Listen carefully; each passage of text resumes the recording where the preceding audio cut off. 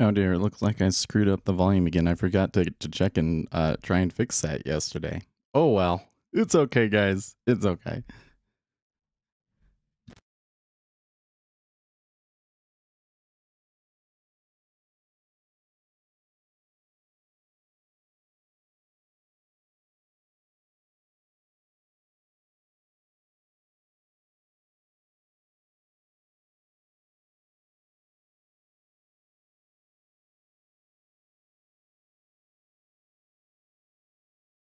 Okay, well, good morning everybody. Let me start share vision over here since big day. You got it right, Octavius. Big day. Really is. Non-farms live. Bum bum ba-dum. So I'm not even gonna bother going through the charts because well, listen, we'll pull it up here for a brief second, but like not much happened overnight. Well, there was a little bit of a pull down. There was this whole thing about the Ukrainian a power plant kind of scared people a little bit. Oil's kind of off its highest levels. Treasuries had a good pop, but now actually they did equal we're pretty close to the highs from yesterday. So this is kind of interesting. So we kind of have this setup here with this non-farms where things could just like really if this report comes out and it's really good, that's gonna really wreck a few people's days, right? For me personally, though, I'm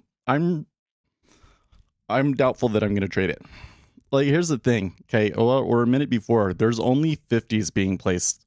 There's only 50s being placed on the Dom. Like, come on. This is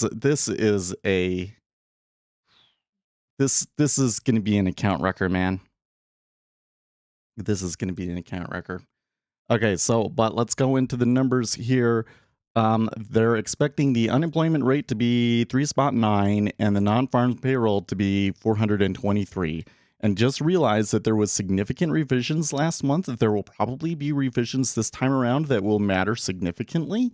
And be on your toes, okay? 10 seconds to data. Oops, I have my speakers on. Let's turn that off. All right. I'm ready. Let's go. Boom. Okay. Looks like maybe it was good. The initial move was down. But they flipped.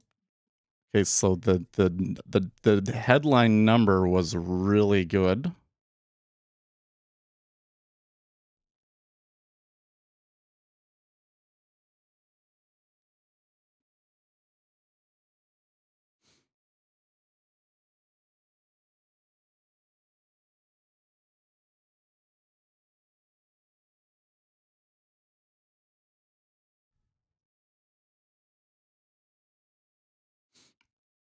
So I'm going to just do some stuff on my CTA Sim account here, but it is too illiquid for me to try and trade the micros here. 1.8 would have been awesome though.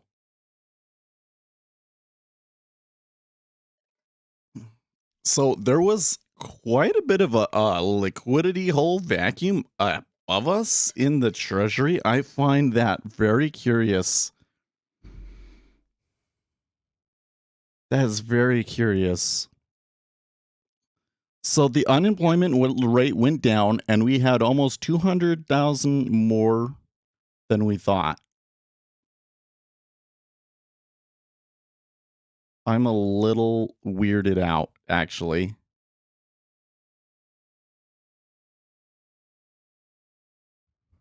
Yeah, I bet Bitcoin. I was just hearing the news squawk saying there's some strength in Bitcoin. I'm like, well, hasn't really moved yet, but yeah, I would expect it to do something here because the S&P 500 looks like it likes it. S&P 500 looks like it likes it. Well, I will take the risk. Nope. Eh, eh.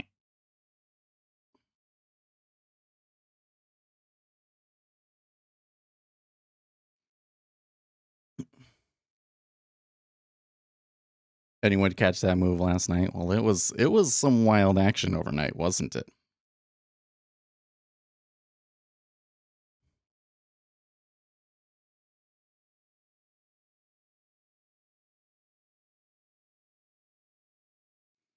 I don't know, that treasury, prices is being a little resilient here.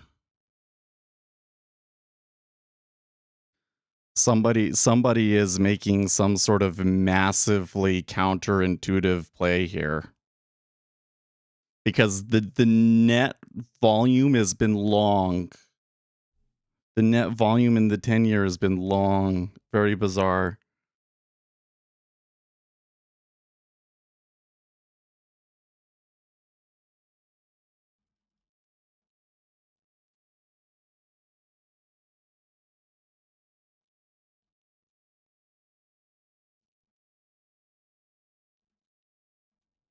You know, it has been the case so many times when we come here on non farms and the treasuries do the exact opposite of what the information suggests that it should. It's been doing it every frickin' time. What's with that? What do you think the move is here? What do you think?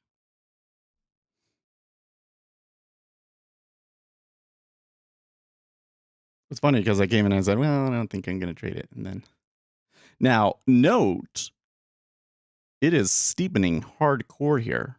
So the 5-year is getting bought and the 30-year is getting sold.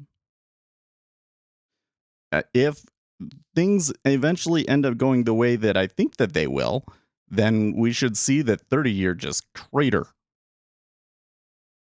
But for now, that is not happening.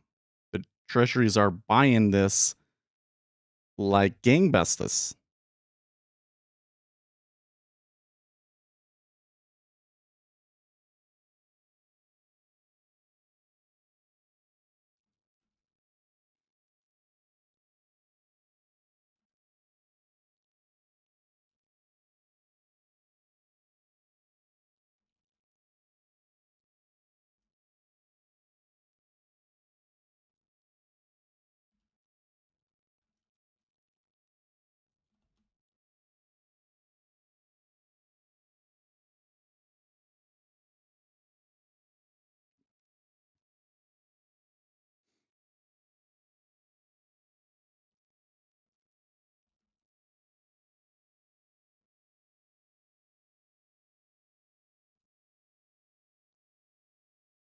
Hmm.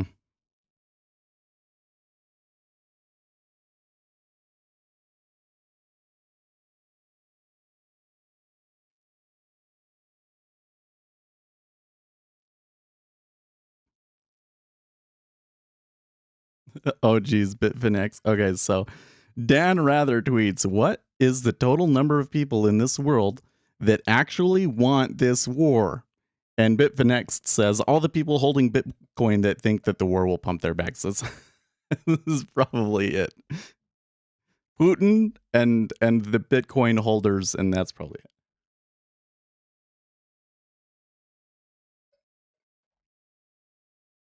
Okay, well, the S&P 500 took a pretty good move up there, but it's actually, well, I don't know. They're up 10 points, 10, 20 points at some points. That is not all too bad, but I think that there probably should be way, way, way more in it if the you know, well, is 200,000 that great? Well, it's 50% more than was anticipated, right?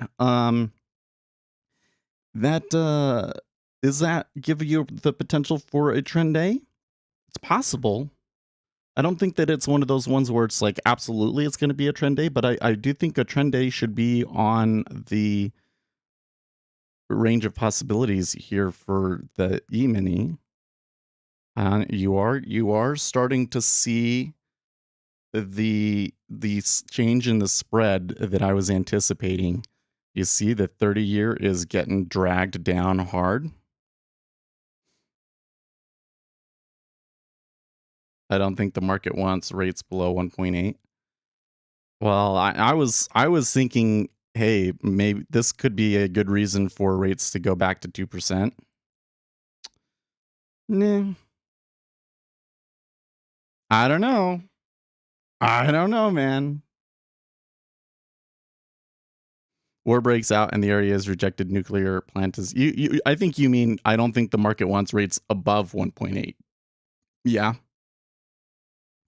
because it is like as of late, as soon as it gets to 1.8, it's like they kind of fall there. Well, I don't know. But the thing is it's been both ways there, right? But 1.8 does kind of feel like the dividing line between it.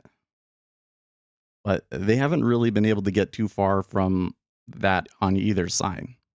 Here's the thing, the nuclear plant thing was uh how do I say this? Um they are exaggerating headlines, right? Cuz when the headline that I read was if they don't do something all of Europe is at risk. That's what they said, right? But my understanding is that the nuclear power plant has like a training area for the military because there are military guards there that have to protect the power plant. And it was that training area that it was essentially being seized, not necessarily the plant itself. There was no damage to the plant itself. And so all of those headlines about the nuclear plant were really just fear mongering and trying to and scaring the robots, right? And I don't blame them. That's the Ukrainians. It's in their interests to do so.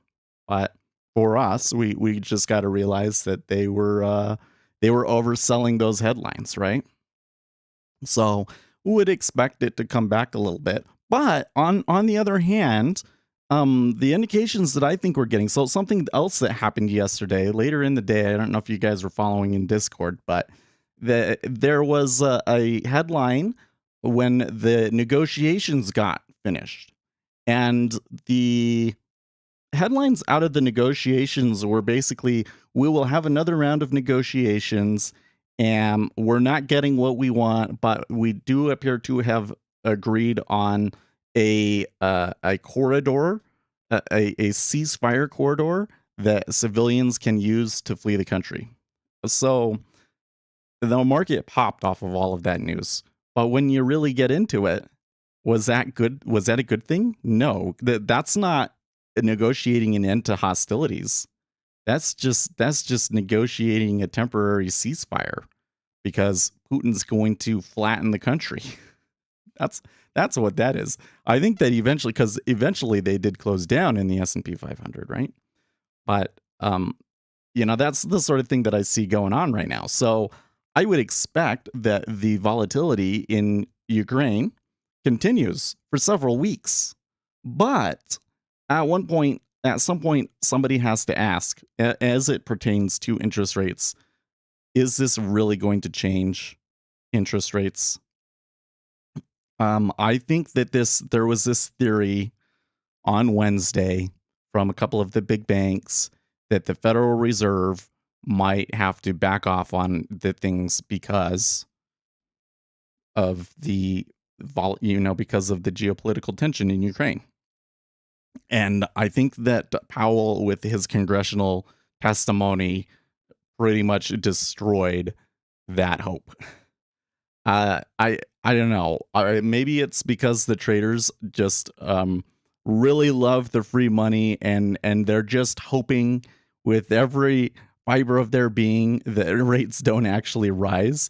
But I just don't see how in this particular situation you justify keeping interest rates low. We know that the low interest rates have been causing problems in the real estate market. We know that what we have right now is an extremely easy monetary policy.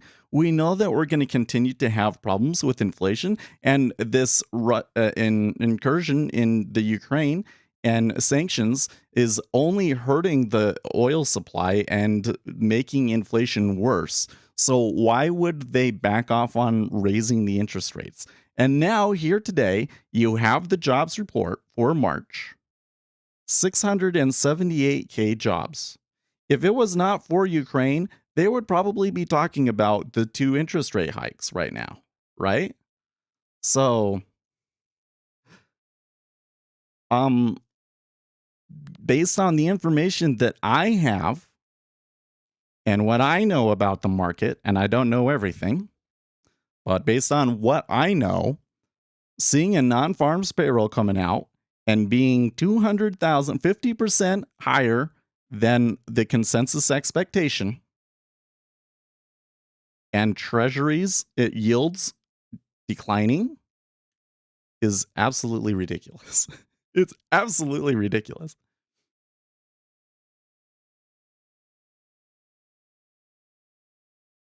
It's kind of neat how ZN is trapped between the last two CPI report days ranges. Yeah, that is true. Eh, well, this just goes back to what who was it? Alex was saying, right?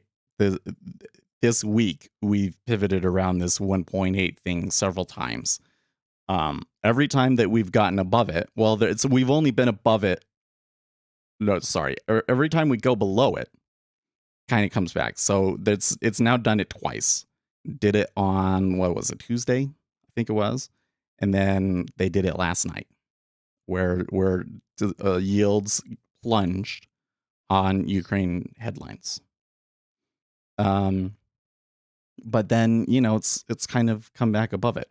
But to what Alex was saying, like the action yesterday, um, yeah, it was kind of rough and tumble. I was actually kind of thinking, well, yesterday I was like, well, maybe volatility is going to, um, come in. What's the word that we have to say? Not decline, but contract. There we go.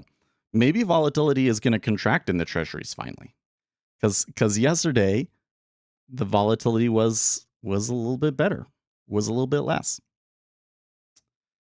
But then it was like, yeah, and I was thinking, hey, I still would like long term to be long rates. Where's a good place to do it?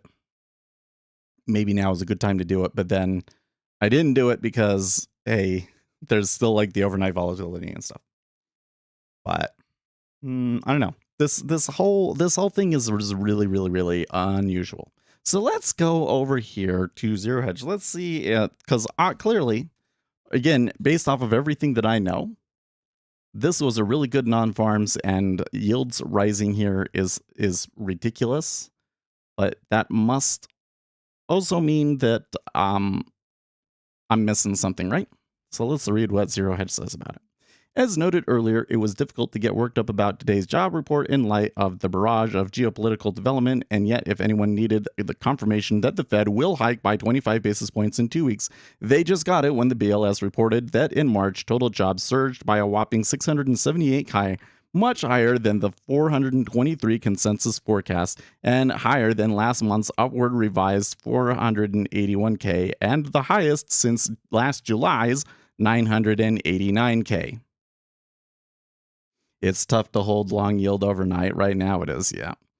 The unemployment rate edged down to 3.8%, and the number of unemployed persons edged down to 6.3 million. In February of 2020, prior to the coronavirus pandemic, the unemployment rate was 3.5%, and the number of unemployed persons was 5.7 million. Of note, the Hispanic unemployment rate is now back to pre-COVID levels. Developing, ... Okay. So, yeah, it's kind of interesting. Hmm.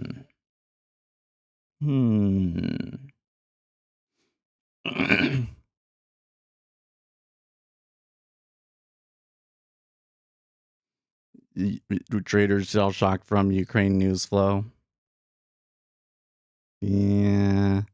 But the news, I mean, was there really significant developments in the overnight aside from the power plant thing, which in my opinion really ends up being a nothing burger? Mm, I don't know. Now, what could maybe be some other explanations for what's going on? Well, perhaps there was a lot of people going short the treasuries in anticipation of this report being good. That's a possibility, right?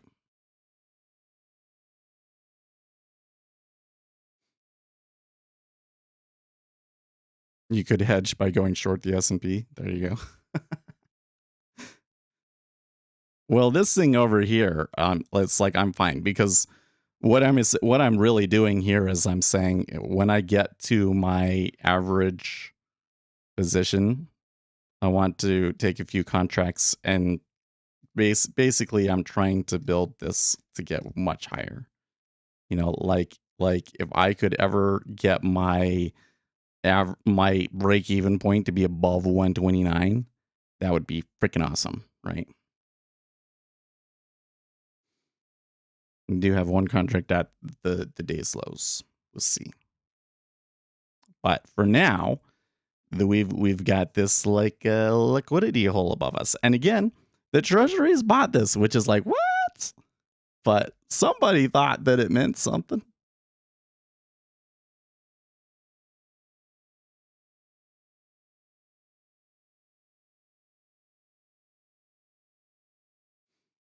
Well, I guess one of the things that maybe we should consider here is that maybe a large trader or, firm or whatever decided to make a counterintuitive play here and buy things up big time.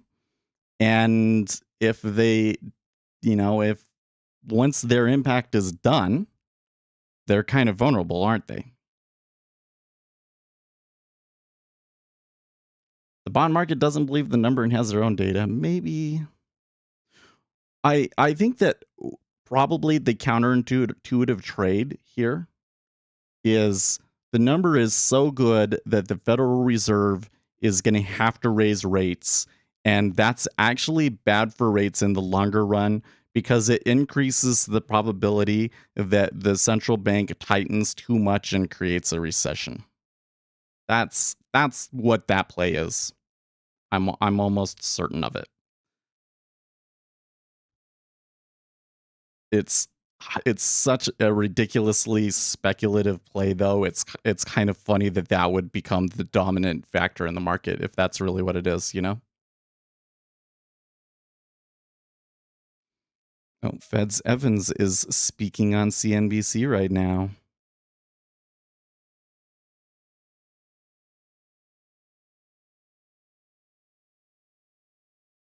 So S&P 500 is now declining from after the jobs numbers.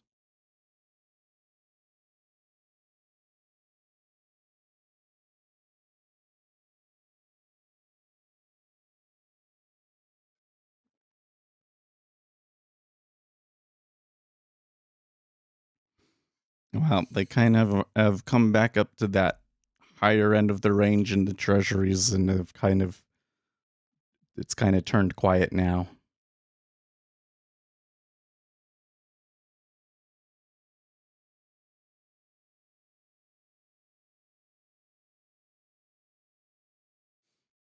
Jobs numbers have been solid for a long time. Edson says it hasn't been for a long time. The last few reports have been okay, yes. Is ES thin right now? I would say relatively speaking, yes. I mean, when I'm trading the S&P 500, I would prefer to see hundreds up on there. And right now there's only like 20 on the inside. I wouldn't say that that's highly unusual for uh pre-open action, but the market overall this week has been a lot thinner. I mean, I understand the liquidity in ZN a lot better, right? And typically anything below 2000 in the treasuries is really low. Like when we were trading 3000, that was actually low because before all of this pandemic and everything, 4000 was really more likely what we were going to see. And there was times like before the pandemic, before the treasury prices started rising, in kind of like mid 2019, we saw some points where they were putting like 7Ks up on the board, right? That was like heavy liquidity. And now this week we went from 1,000 to 1,500, and now back below 1,000. So now the liquidity is really quite like silly. Now the liquidity is really quite silly.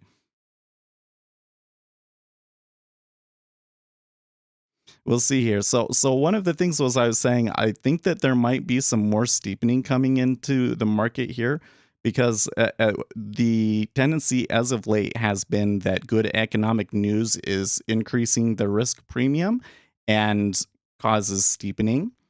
Um, so you saw that in this instance with the 5-year treasury pushing up much harder than the 30-year. But we did not see the 30-year careen down on the pullback like I was hoping for. It started to happen and then it kind of stopped. Instead, we're actually seeing the ZB push a little bit higher now and catch up. So the spread here is catching up.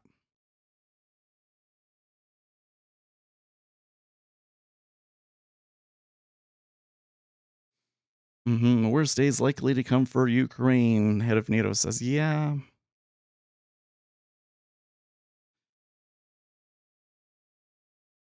I guess the other play. I said that there was like the real play I think I see here is they're saying that the Federal Reserve is going to create a recession, which seems like a really speculative play, but it may be what's going on. But I guess the other play here is okay, now that the news is over with, we want to be short rates because Ukraine scares us, right?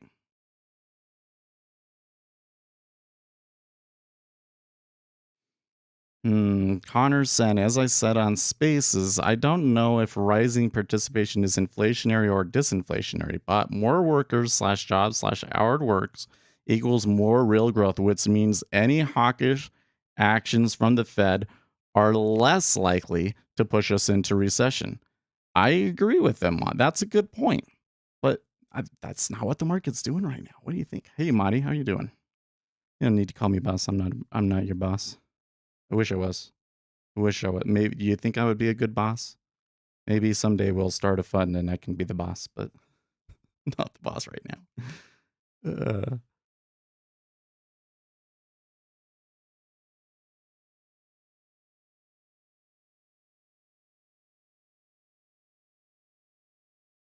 hmm.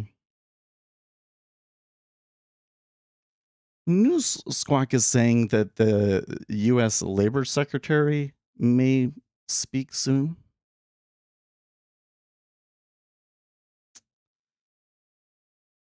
Uh-huh. Feds Evans, this isn't the narrative of how inflation went out of control in the 70s.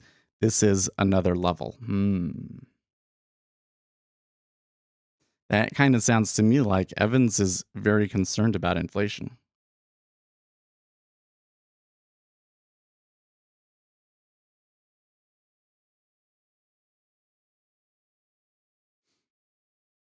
Well, given the way that this move happened, listen, it's often the case on a non-farms payroll day that you'll get like a move in a certain direction, and then that's just it, right? That happens a lot. The traders just like quit for the day. Okay, but a possibility that we should have on the board here is that we have a huge illiquid area below us. And if somebody decides to come in and say, this is ridiculous, we're selling the treasuries, it could come back very quickly.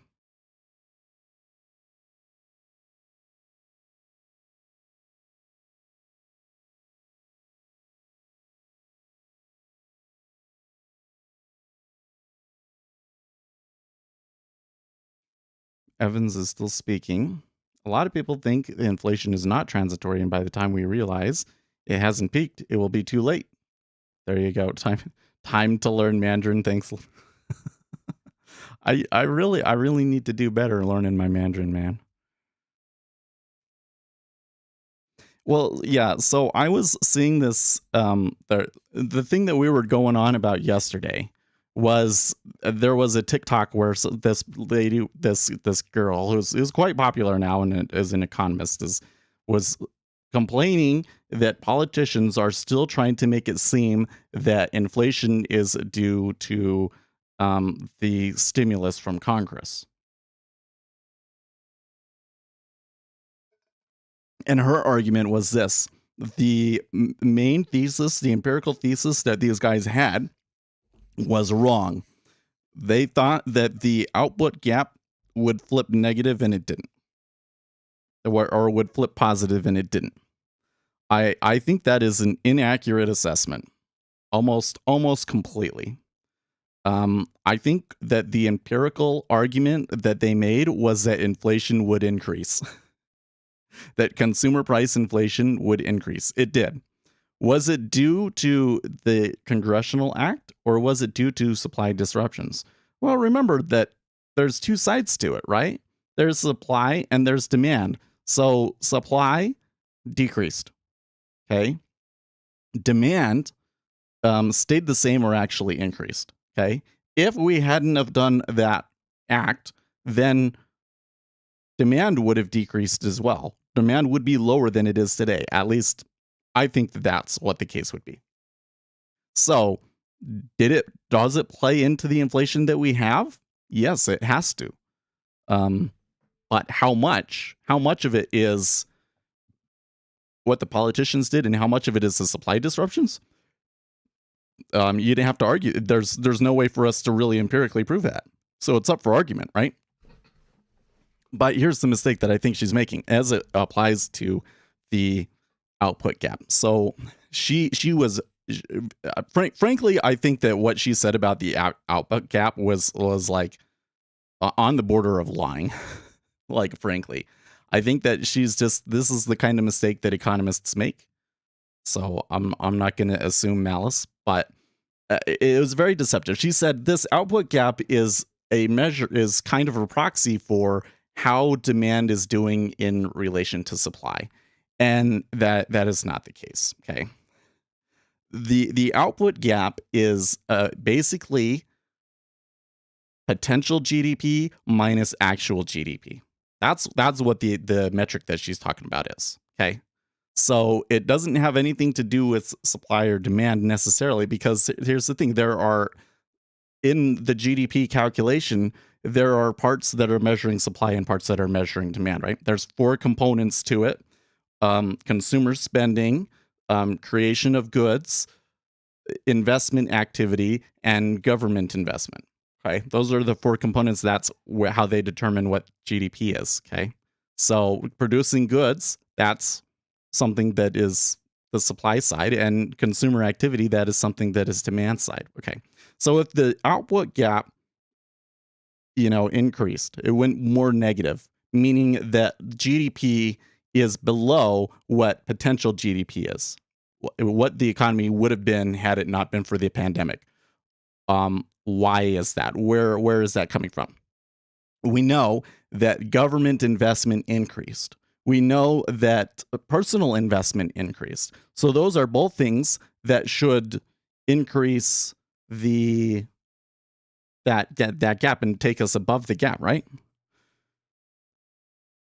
Consumer demand increased. You look at every metric, the amount of money, not just the amount of money that people are spending on goods, but even real consumer demand, that is inflation adjusted, okay, is higher than it was pre-pandemic. So that's also higher. So why is that output gap bigger now? Well, it comes from the demand side. Net exports has completely crashed and has not recovered at all. Right? Has not recovered at all. And why is that? Well, because everything that we produce in the United States relies on imports from other countries to make the things. So basically, manufacturers in the US aren't producing stuff because they can't. They don't have materials. And so our exports have completely crashed. I got a new panel. I don't know if you can tell the acoustics in here is a little different. It'll probably be even better next week because I still got another package coming. I ordered that at the beginning of December.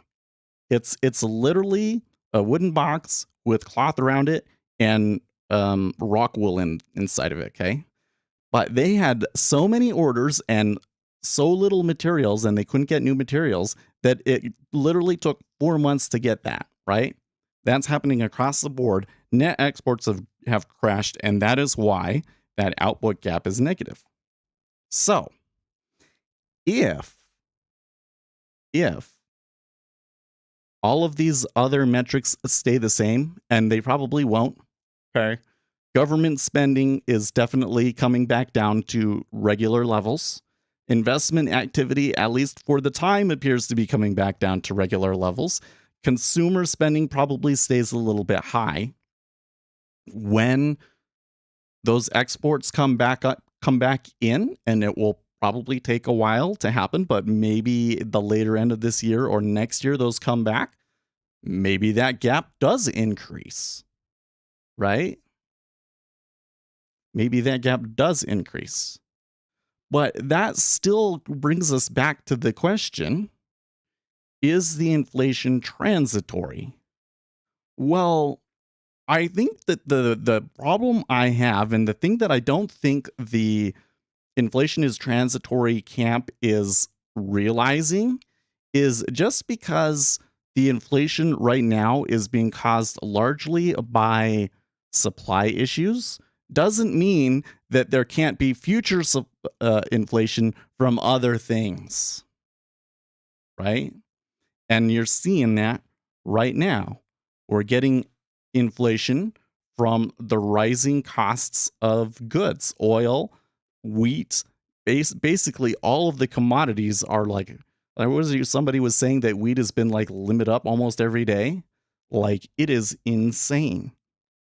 Some of the moves that we've been seeing here in markets because of the Ukraine thing. That's going to be some inflation that's going to create, right?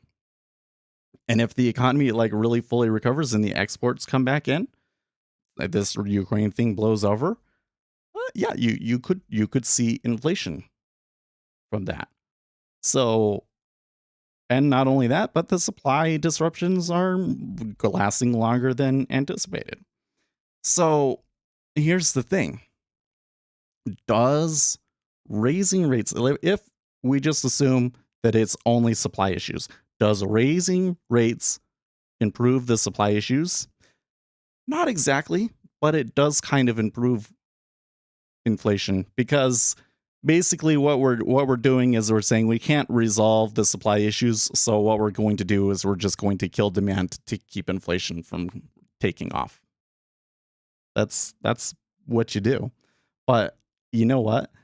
Uh, I think that the larger Federal Reserve system that we have works for a reason, and part of that is that inflation is extremely destructive. You really cannot allow inflation to get out of control. Okay, if inflation really gets out of control, that's the end of your country, man. That's the end of your country. So yeah, they kind of do have to maybe cause a recession to some extent. If they did cause a recession, I think it would be a huge one. But someone explained transitory. I feel like I'm back in school. So when they say transitory, I mean, most people think transitory means it's only going to last for a short period. For a short period, and I think that everybody assumed that transitory meant it will be like a 3 to 6 month thing. But transitory, what transitory really means is it's a pressure that is not going to be permanent. That's true. It's just that what we're finding is that the supply disruptions can last for a few years. So transitory probably means it's probably not going to be a factor 10 years from now. But I don't know. I'm down for a recession. Why risk it? Wait, Trump said bring the iPhones here and then ship them. It was working for a while. There's so much stuff going on. Okay, hold on. We should check over here on Twitter. Australian cricket legend dies of a heart attack at 52 years old. Jeez. Disney Plus to launch a cheaper ad-supported tier later this year. Dude, that makes me want to rant about something else, man. all of these, it really made me mad that my cable subscription was constantly going up. So it was really nice when I could just get like Netflix and Disney Plus and be happy and have way more content and pay less. But now what they're doing is they keep making what they give me from their subscription plan less, and they're putting ads on it, and they're making me pay more. Screw you, Disney, but they probably make money from it. The treasuries are kind of rolling over, and what I'm seeing now though is instead of the steepening continuing, it has completely flipped, and now the net result after all of this is a flattener, which actually seems about right. We should see the short-term rates rise faster than the long-term rates. Yes. If we survived the '08, do you think? Oh yeah, totally. I mean, we were prepared for the pandemic. That's the thing. Is we learned from what happened in 2008, and all of our controls and you know worst case scenario things worked. The problem was is that we learned the lesson from 2008 too well. So think of it this way. Just forget about the inflation argument for a second. We spent all of that money and the output gap is still negative. It went all into consumer stuff and our exports just completely fell off a cliff. So if we never end up getting, well, not if we never end up getting back reducing that output gap, but basically the gist of that, what that means is that the stimulus that we did, um we didn't get our monies for it, is what it means. We didn't get our monies for it. The gap was still negative. And a lot of that money just went into consumer demand and is gone forever now, right? It means that we spent too much and we didn't put it into the places where it would be most effective, is what it means to me, right? So going forward, is that a disaster? Is the US economy on the precipice of like a further disaster? Probably not. Probably not.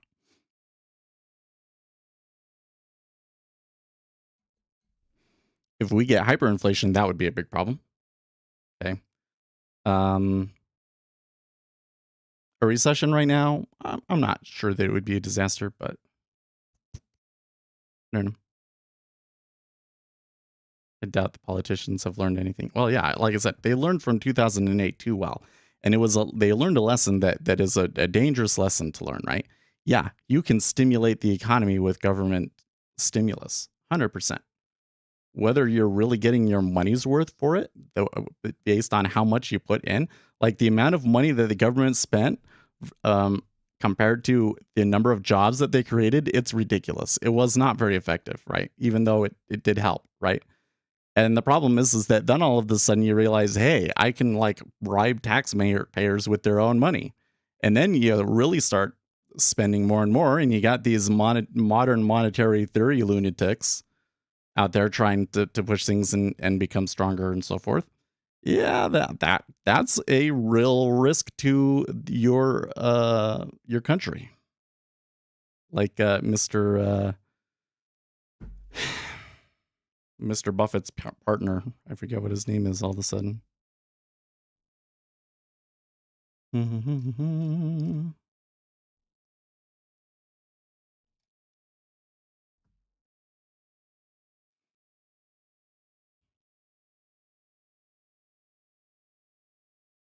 NIO stock falls yet again on Thursday by 9% this time. NIO looks set to break key support at 1931 level. More losses are likely for NIO as environment risk assets suffer.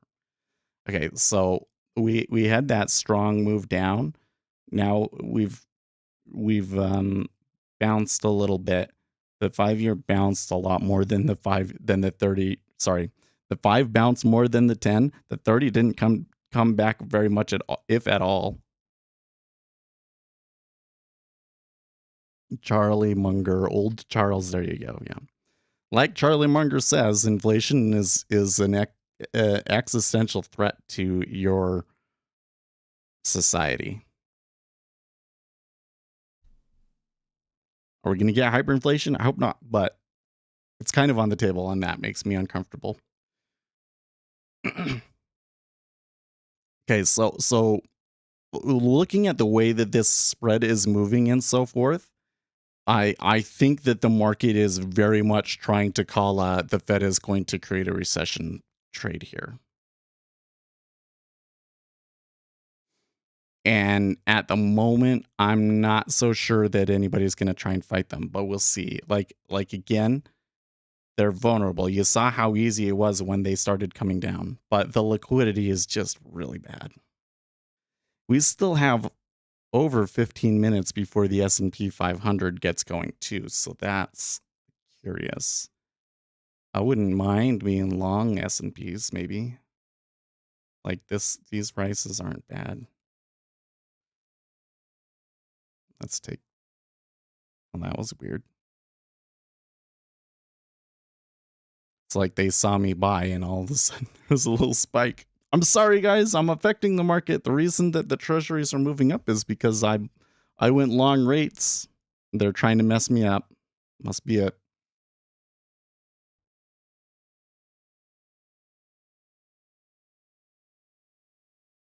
Well, something happened there because the treasuries just got smacked.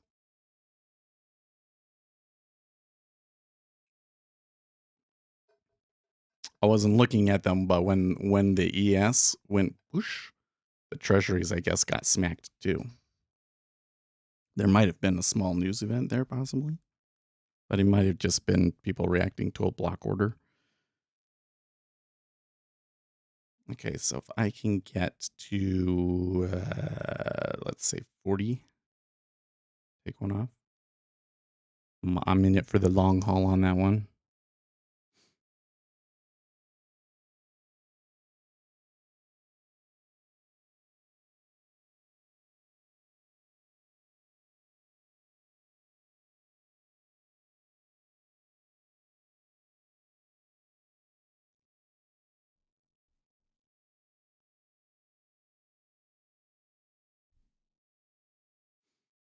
The 5-year is maybe trying to make another push down again. It is very curious to me that I'm not seeing. Oh, is it because the 5-year is broken? Hold on. Can we fix the 5-year here?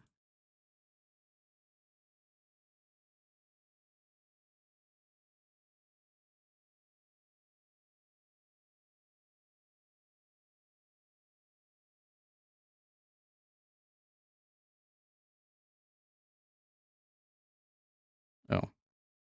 No, there's one there. The spread is just insane in the 5-year. That's all. Okay, there we go. So just fixed. Just fixed. Cool. Cool. Somebody came in and took care of their robot.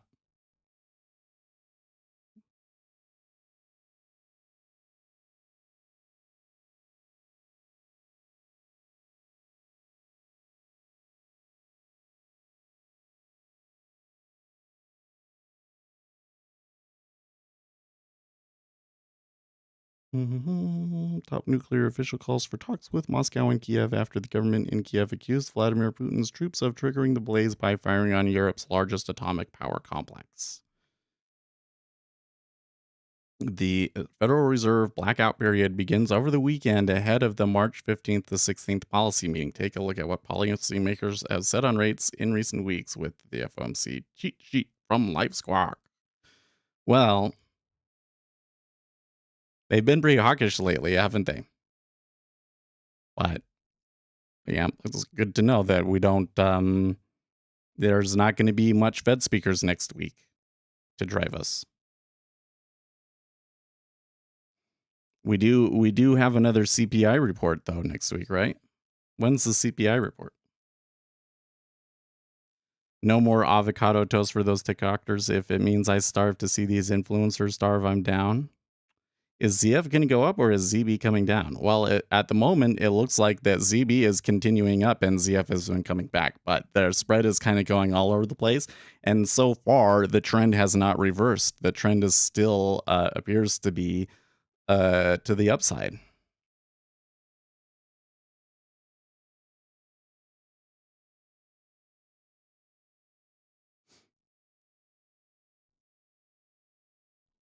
I suppose if we want to be long rates, that now is as good a time as any to try and do it. But the market's doing something really bizarre today, man. I really like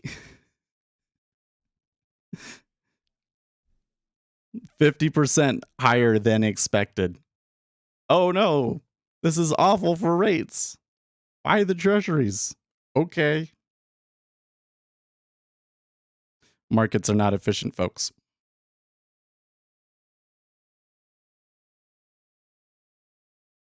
And I hope that whoever it is that's buying this ends up getting creamed eventually. And you can see a couple of retail traders getting stopped out there.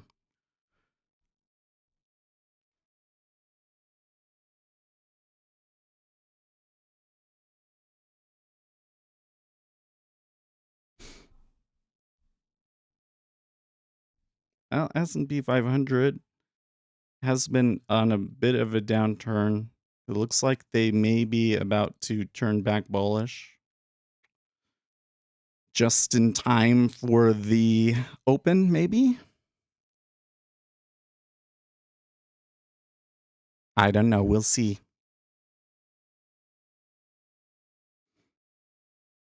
By the way, the 6J didn't really move. Yeah, no, the 6J was relatively constrained through all this. You see this? Here's the chart. Here's here's the past few days, and this little this doji or whatever that you see right here. That was the news. So it is correlated with the treasury, but it's like relatively constrained. Gold moving higher. Like what I see here, it seems to be in line with the theory that the market thinks the Federal Reserve is going to create a recession.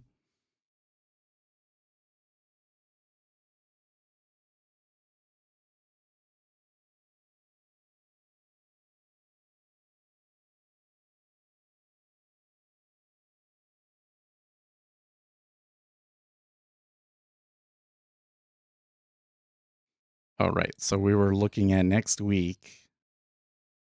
CPI is next Thursday, March 10th.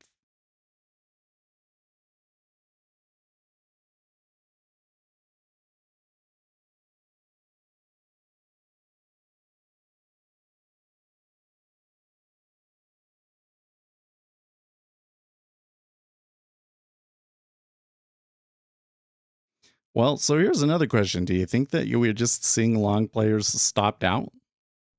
What's driving the fuel for this? Because there's about, let's see here. How much is it? 122 to 135. So there's about 10,000 contracts along through all of this. It's a little bit more. Well, what is it in the 37 to 28? But it's coming back in the 5-year. The 30-year, after initially lagging, has just been taking off.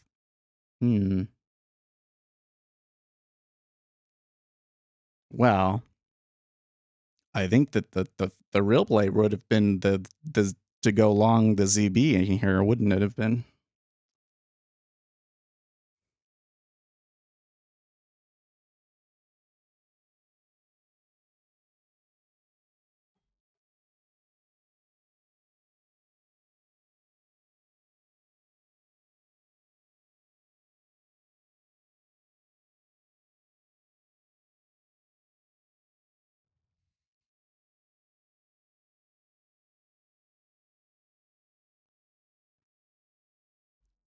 By the way, the S&P 500 did break the average true range stop on the way up. So we did kind of do what I was anticipating. Germany's Chancellor Scholz spoke with Putin on the phone for an hour.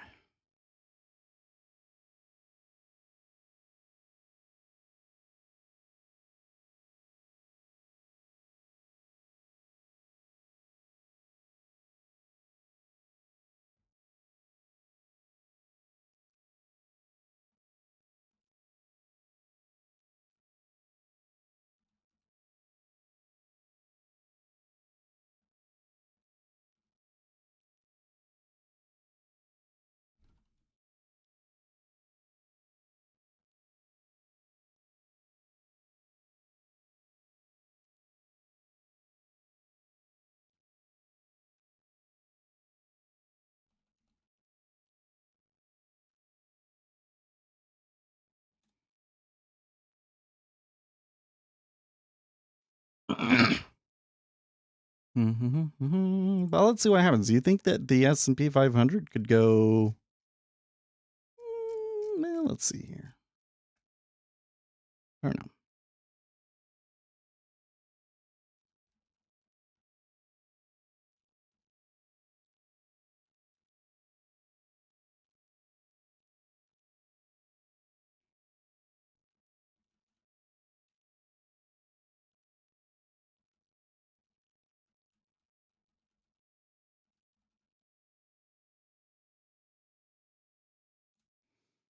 Yeah, I'm. One thing here in the S&P 500. I mean, we're doing okay with our trade so far. But one has to wonder at this point. You're kind of caught between: do you buy the S&P 500 because the jobs number was good, or do you sell the S&P 500 because Ukraine scares you? And it seems to me that people get pretty scared by the geopolitical headlines, especially when they're hearing like there's going to be another Chernobyl and things like that, right? So the market may not do what the fundamentals suggest that they should hear because people are stupid, right?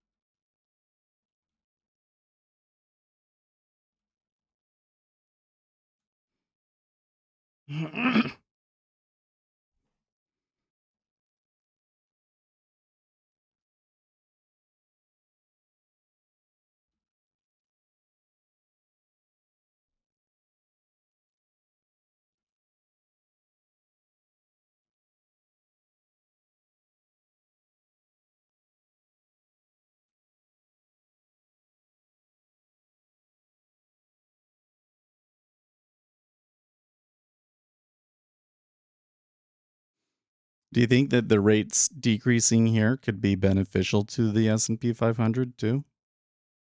I don't know.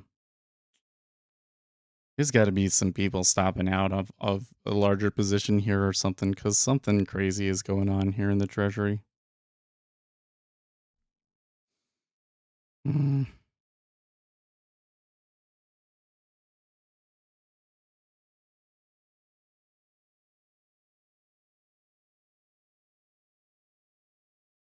And I kind of held on for an hour. The 30 year is just up there, man. A 30 year basically win a whole handle. What the heck? How is that? How does that make sense?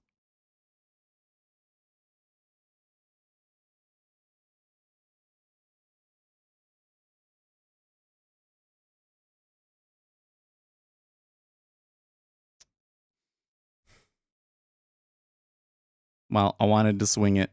I thought I could swing it. Took the minus 40.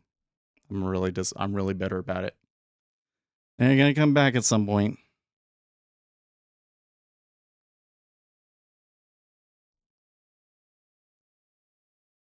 It's kind of funny how they always go the wrong way on Fridays. What's with that? Is it possible that there's just a completely different flow that we don't know about?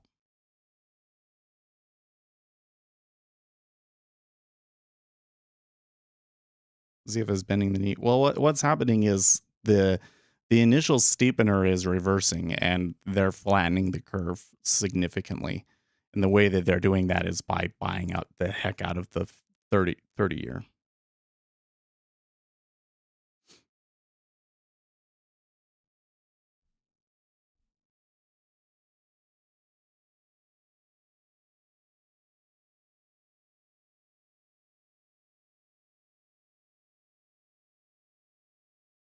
I mean, given the points that we're at, so come back over here to the chart.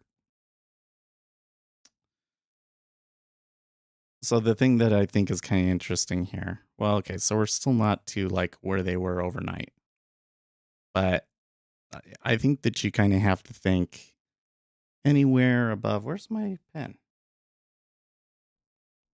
Is it not open? I guess it's there it is.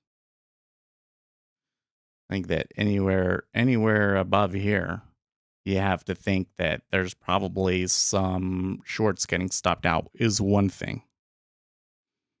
I don't know if the action that I'm seeing here in the treasury really suggests stops, you know? But the treasuries have just kind of floated up. I haven't really seen those big battles and like crazy, oh my gosh, or any of that. Well, apparently there's some really big orders just outside of what we can see.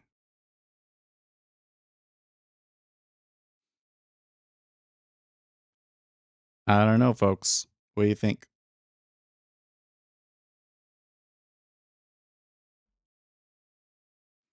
One of the problems I have here is, I was saying sometimes they can like flip back down on it really really hard, but that tends not to happen as much because they get their run and then they just quit. So trying to take another trade to try and get it back, I don't know if that makes sense here today. They do appear to be having some issue. Okay, so there is what I thought I was going to see, a little bit of a pop on the open.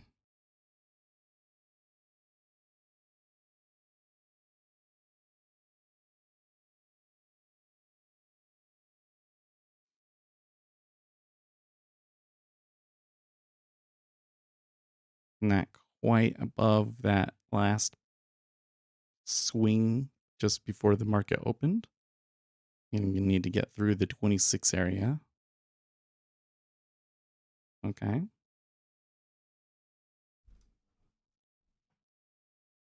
Not a very convincing break yet, but they did break it.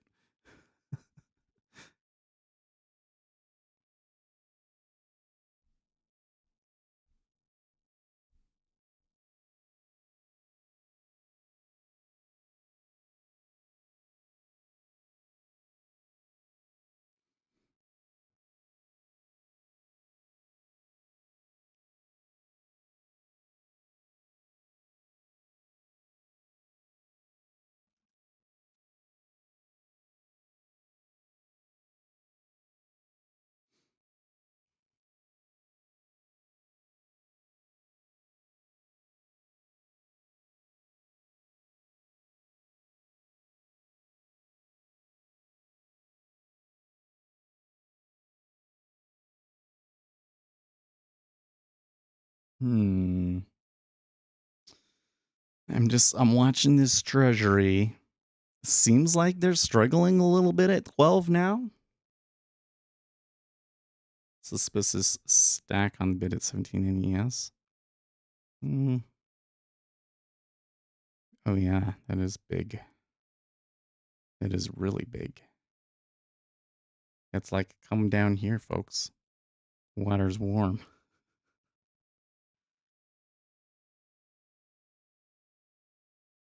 I don't know. The Treasury really looks like it's going to roll back over here.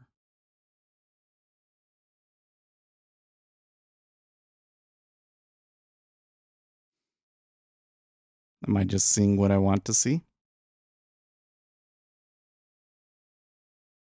The change in delta is not significant, at least. And there's an uptick back. The ES did jump.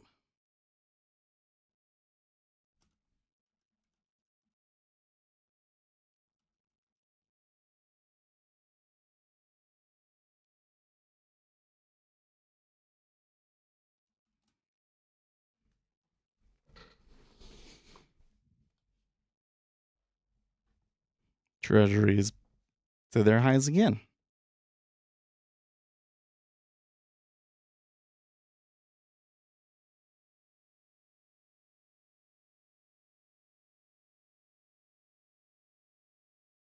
And we're back to 1.75 in the treasuries.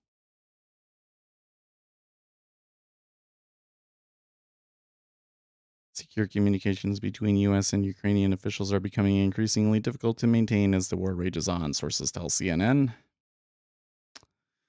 By the way, where is the dollar? That's a good question. The dollar? Oh, that's interesting. I wish I had considered this earlier. The dollar had a pretty good rally here. So that could be a part of actually, well,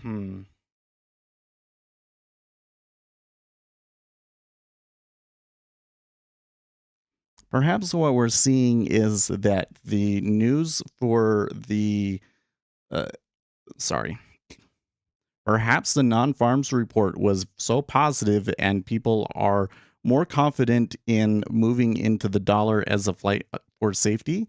And as such, the treasuries can buy, even though this, I think dramatically, well, should we say dramatically increases? Because I mean, the probability that the Federal Reserve was going to raise rates was already pretty much certain. But this jobs report certainly is the final nail on the coffin. Like there's absolutely going to raise rates. But hmm,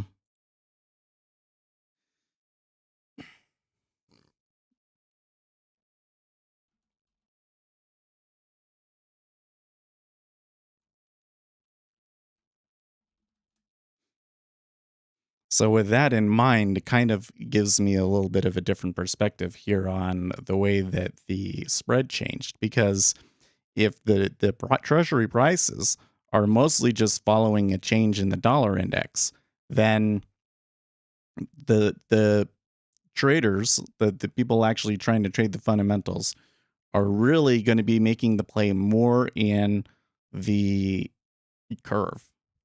But what was the trade that they made in the curve? The initial assessment was steepening, that this increases the risk premium because the risk premium is so low right now. But then it reversed when treasuries didn't go lower. So perhaps because it's even perhaps like there's a feedback effect here. The treasuries didn't move down because of the increased demand for dollars. And so that caused the treasury traders to think that this was a flattener and that traders were predicting that the Federal Reserve will create a recession. And that's so they decided to start buying the 30-year. Hmm. Well, I wish I had come to that conclusion a lot earlier. That might have been more convincing for me to try and bail on my trade and flip around. I'm not really very interested in touching it now after that, though. It's okay. We basically gave up our week's profits. Like we made $40 this week. We just lost $40.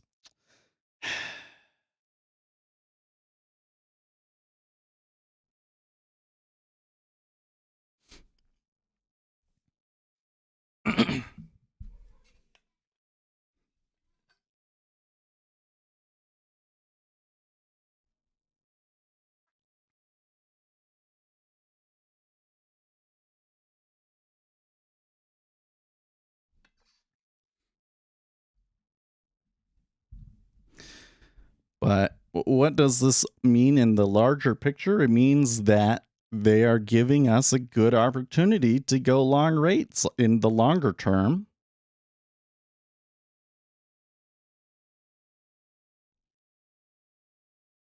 Sounds like trading. I know, right? Right, Uzi? Here's the thing. Here's the game, the mental game I've been playing with myself here. Come over to a chart. Okay. I was trying to go short here. That's too big of an arrow. Let me make a little nicer looking arrow. I was trying to go short here. You see what happened? There's a really strong move against me, and then it was all down. And I did the same thing over here. I was trying to go short here, and there was a strong move against me, and then it was all down. So this whole time I've been sitting here saying to myself, well, I could just be short from right here with a micro contract and be up $2,000, right? And it was at that point at which I said, well, I seem to be doing generally okay with this scalping and being really, really, really picky. But yeah, I mean, it doesn't look like it's a big move on the chart, but it's like $100. It's like $100. So, it's like 20% of the account on one contract. So, uh, yeah, I didn't swing it. I generally just day trade it, right? But I've been looking at it and I'm like, well, I knew what was going on. I was right. And if I was swing trading, I have a real edge.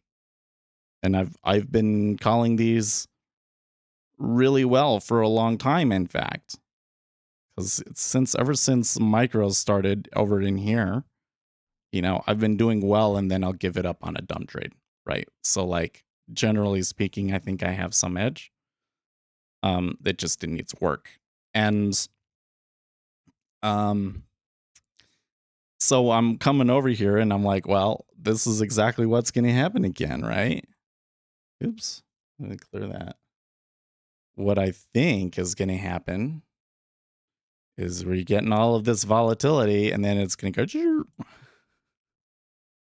So I'm trying to catch it again. I'm like, no, I want to swing it short here. I don't want to swing it here. I want to do it here. Right? I want to catch it this time. I thought that today when I heard how good that number was, I thought that meant today was the day. That's why I was so adamant in holding it instead of just giving it up when it didn't immediately go my way, like I would often do, right? Well, I have discounted this dollar correlation. This close correlation between the dollar and the treasuries is not something that is so common and that I pay attention to a lot, but it really seems to be a strong component this past week.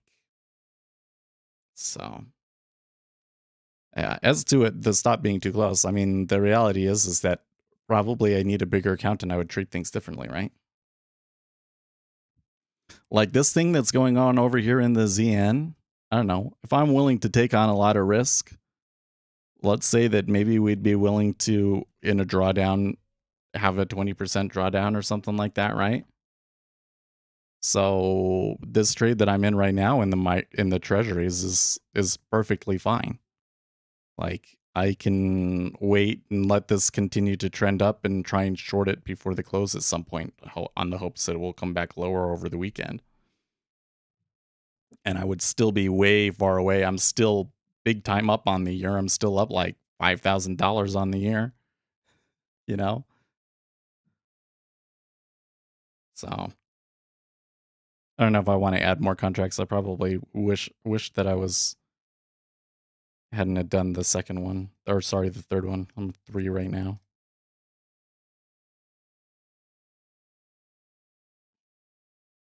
Last Friday we saw a huge rally risk off over the weekend. So you're talking about, well, let's do it on the profile.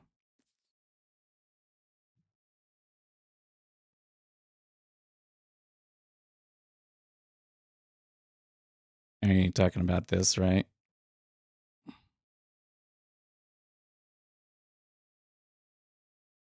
Because over last weekend there was just a lot of Ukraine headlines, right? Because when was it? Ukraine was invaded on the 24th. Oh, geez, that's actually kind of, in retrospect, a little weird, right? Here was Ukraine. Why do I not have these marked? Hold on. Let's come back here. Have I been putting off? I have. Okay, so let's put some stuff on here. Event.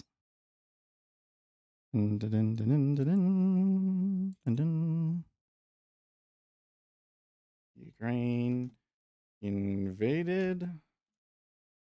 Okay. And today is non-farms.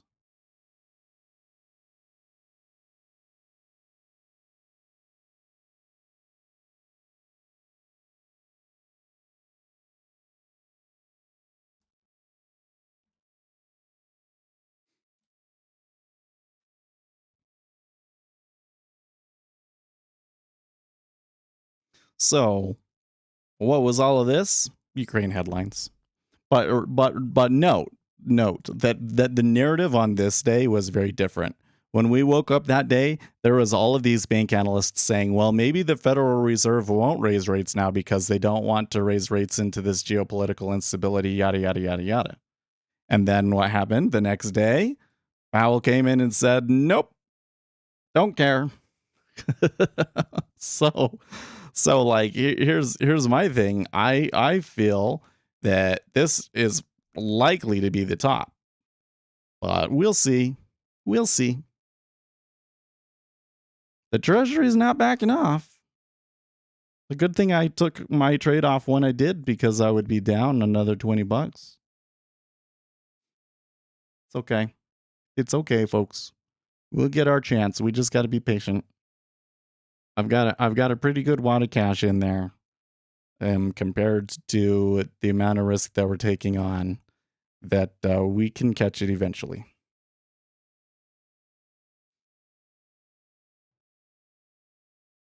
You watch Friday afternoon into the close, it was all buying? No, I don't think so. Well, I guess they bought right into the close, I guess, but it was really just a retracement of the downside action that we had.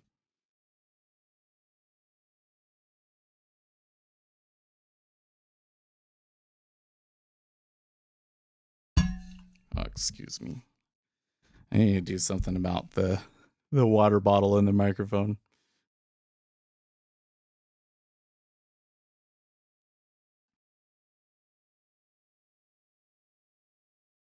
Oh, you've seen, well, in the S&P 500, they certainly sold. If they touch, sorry, let's see here. Let's fix a few things. If they touch me here, I will add 3 more contracts.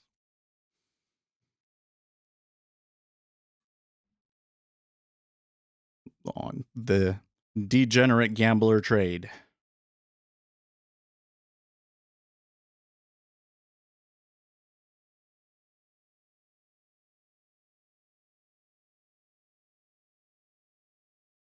Mm-hmm.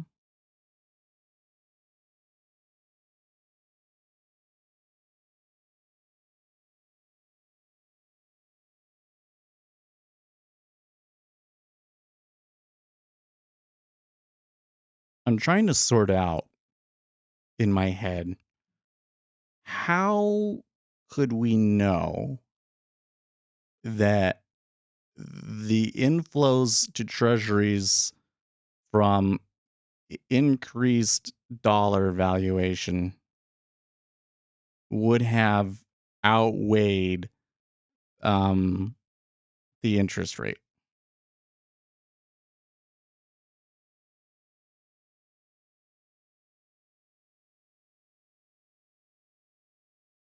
How do you how co- what is the piece of information that would let me know this is how much they do from this and this is how much money is coming into the dollar?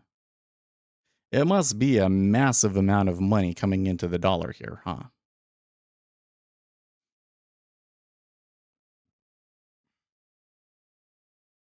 Man, the S&P 500 is really taking it on the nose there, aren't they?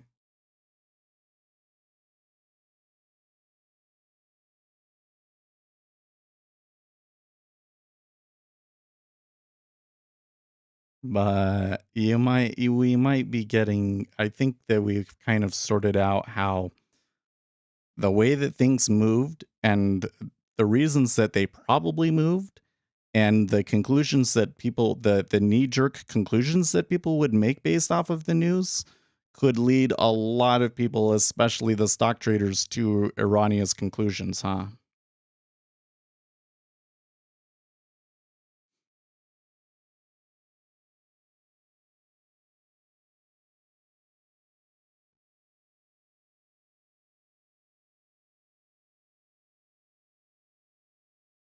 Hmm. But I wonder if the solution to our problems on Friday is that we need to become dollar traders on Friday. You could see a squeeze now. Well, they filled. I don't know why they did. They didn't actually trade 4,300 there, but the sim still filled me. Well, okay, now I'm long. Okay, cool. I think that what you're likely to see is a little bit of panic below 4,300 and then snap back up.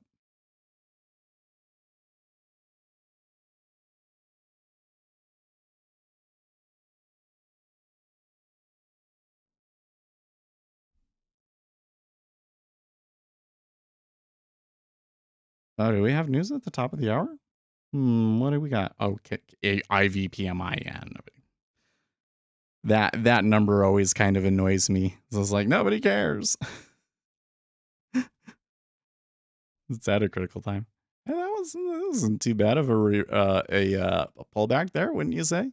Huh? Huh? Huh?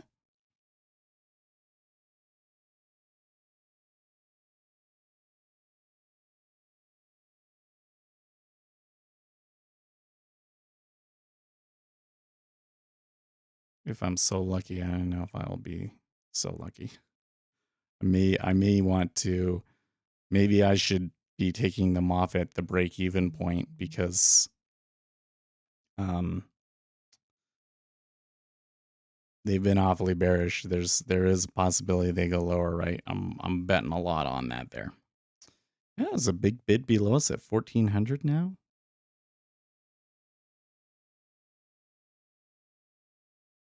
They're pretty strong. Like here's the other thing. I tell you what, man. This chart here in the 10-year. Oh geez, gosh. Hold on a second. Let me get it. Let me get it sized right so you guys can see. Right. Remember here at this point, I was saying it's kind of looking weak. It might roll over here, but then look at the strength of the trend after that.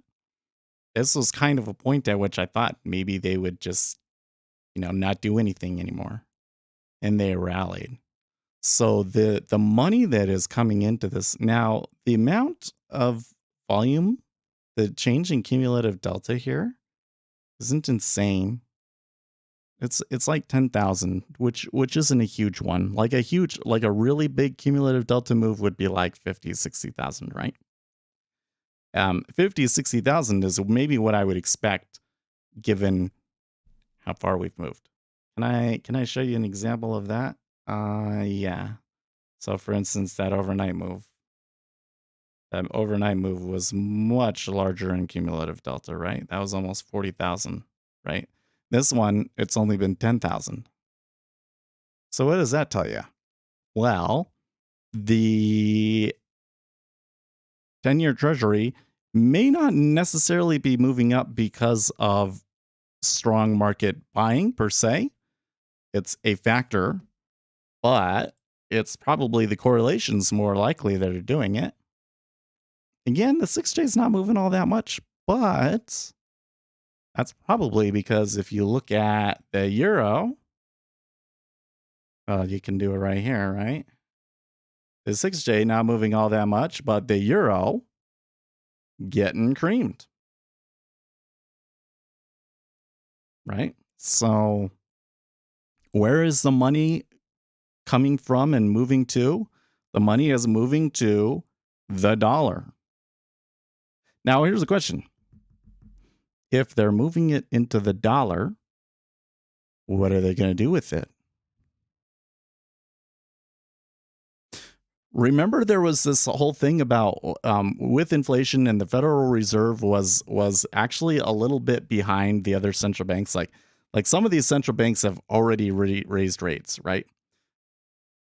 So there was this whole thing about you should buy European equities. You want to be in the European markets because maybe growth won't be so good in the US, right? You remember that whole thing? So maybe what's going on is they're all taking all of their money out of European stocks and they're moving it overseas here. I would think at some point they would be buying US equities, but I don't know if that would be today.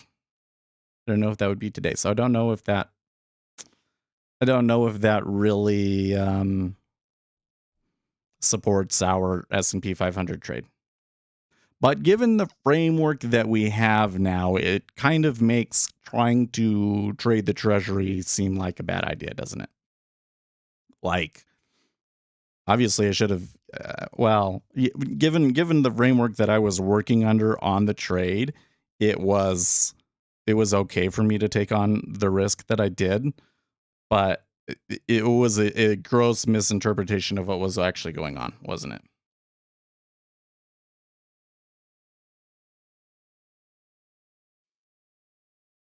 Playing a squeeze of overnight shorts and risk off over the weekend. Well, that you bring up a good point, which is that um, who wants to hold risk over the weekend right now? Who knows what the heck's going to happen in Ukraine and how the markets will react to that? I just clicked a link in ZN. Wait, what? What? There is more volume trading up here at 15.5, isn't there? And perhaps that is because the dollar has cooled off considerably now.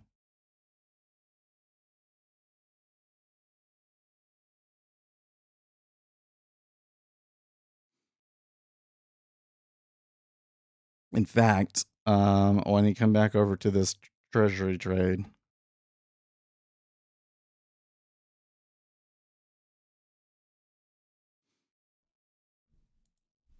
this right here, this move, circle it. This move was dollar. This move was dollar. This move is not dollar. This move, it just kind of went on its own. I mean, it's kind of correlated with the dollar, but this broke a new high. The dollar didn't, right?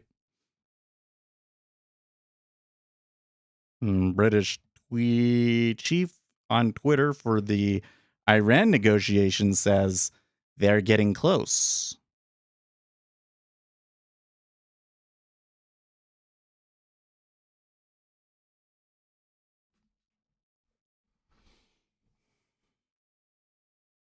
They said they will be leaving Vienna soon. I don't know if that is really as significant as I think it is, but it would be worth a short.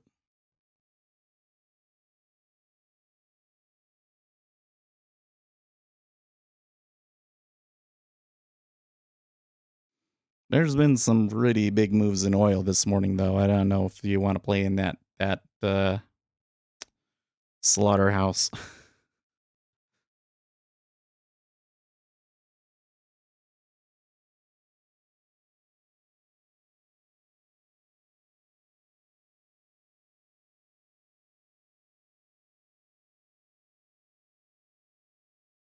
Hmm. So again, a lot of volume at 15 half and 16. Now 16 is always kind of a funny price. It has funny things happen at it. So I suppose that's maybe not too weird. But and these prices around it, they didn't really trade very much. Like look at 13, they only traded 2,000. Okay. I mean liquidity is better now. They're at 1500s at least. You still got these big orders are bracketing them in the 10-year. So I don't know if a sell in the treasury makes sense or not. I'm leaning towards probably not, but I feel really FOMO about it. Like, those rates eventually they're going to rise back up. Those rates are going to rise back up, and I'm gonna miss it. I'm gonna miss it. We'll see. We'll see. Oh, the S&P 500 is looking really good all of a sudden. That is all of those shorts are reversing hard. Oh, please, 20, almost there. Oh, they're gonna. That's some real acceleration on that. I'm gonna be super upset if they don't fill those orders right there.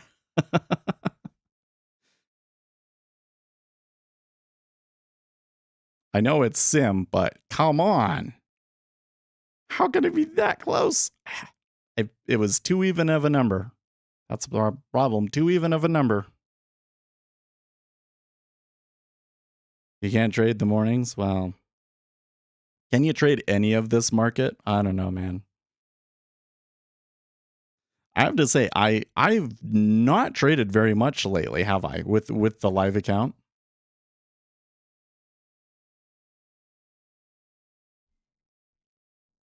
It seems to me that, and this really bothers me actually. Um, there seems to be more people watch when I'm in a trade. People want to follow the trade. Makes me wonder. I don't know if I like the thought that I just had. So one of the things that I've been struggling with is that YouTube just doesn't send me the traffic to the live stream anymore. Like part of the reason to stream on YouTube as opposed to like Twitch was that I was getting discovery over there, right? Or over here rather. But now that nowadays we usually just stick to the usual 24, which says to me that the regulars that have always been here, and you guys are awesome, the regulars are here, but that YouTube isn't sending me anybody else. That's kind of what I think.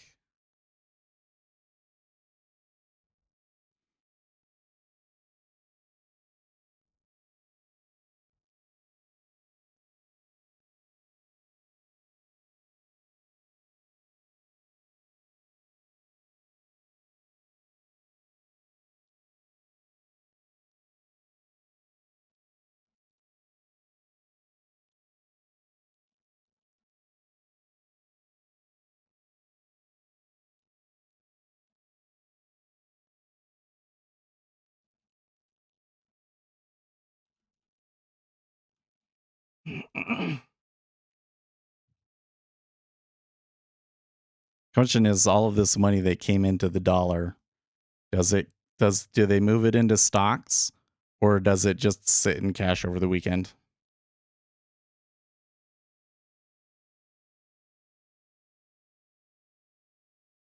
Octavia says, I have a reminder set and they don't remind me till 10 minutes after you start. Where's when? I don't know. You know what? I'm sure there's probably something more. I'm sure there's probably a story to it because At first, she came and told us that she wouldn't be around as much because her family was around, and I guess she was doing stuff with family for the holidays. But then after the holidays, we didn't see her come back. So I don't know what happened. Haven't heard. It may be the case. Like the thing was, is she was just watching on a netbook and stuff like that. So it may just be that the situation in her life right now is that she can't really watch. I feel you though. It's probably has an effect. You know what I mean? Uh, no offense to any of you guys that are here because you guys are great, and you're giving us the kind of discussion and interaction that I really like. But it's not necessarily the stuff that really entertains people necessarily either, is it?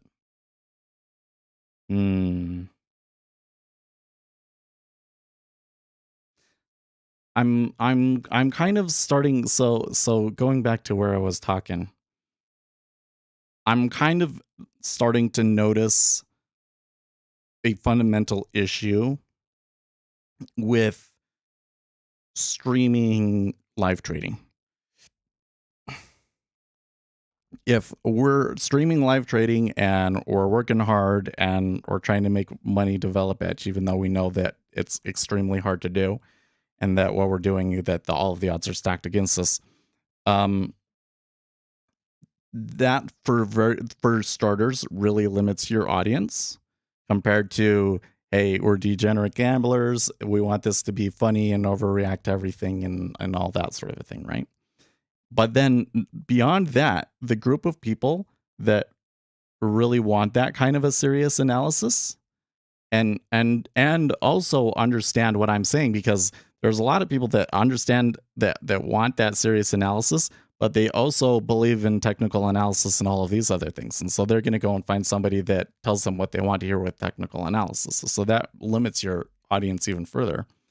And then on top of that, the kind of person that is going to take that kind of approach is going to be more interested in their own thoughts on the market instead of listening to somebody else, right? And so your audience, and that's where I think that it's like, yeah, the YouTube channel itself has done incredibly well, but the stream over the last 6 months or so has started to struggle. We went from like 50 viewers a stream, and now we're coming down to 16 viewers a stream. And some days is better than others. But I haven't had like a really good gangbuster trade in a while to get everybody excited either. So like it's just been like small little winners, consistently. Small little winners and then a big mistake like I did today, where I lose like $40 instead of making the 10 or 20 that I usually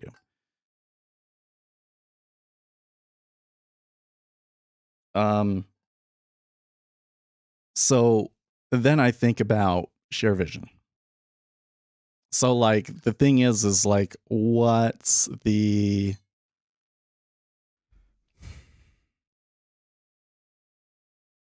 I want the streaming to help the channel, you know what I mean? That's what I'm getting at. I want the streaming to help the channel, and I want the channel to help the streaming. If it's not doing that, then where's the benefit coming from? Because you guys, I know that you're here with me every day, no matter what. So that gives me some flexibility. Do you want to work as a quant? Maybe that's a different question. Now, let me finish this thought first. So one of the thoughts that I've had is like, well, if you do share vision, they're putting more money behind it. It would be easier to rise to the top of the list, things like that. So I'm starting to think, hey, why don't we just stream exclusively to share vision and not stream on YouTube at all? I want to work as a degenerate. The treasuries are kind of rolling over a little bit here now. That's kind of a scary kind of turn, to be honest. It's like it's doing this. It could go higher, but I don't know, man. That usually goes like this.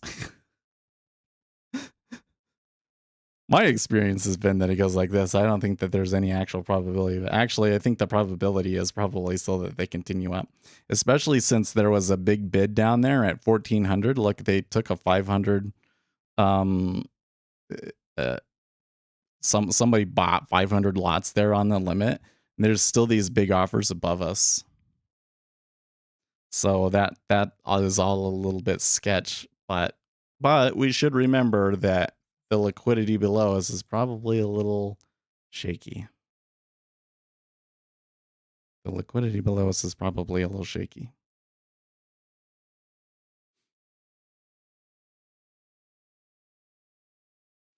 At the moment, you're probably not getting the most efficient price, even if we were going to sell in the treasury. Anyways, but I don't know. I kind of, when I think about it though, it feels kind of silly. I'm like, I should all in on this brand new platform that in all likelihood won't be here in 2 years,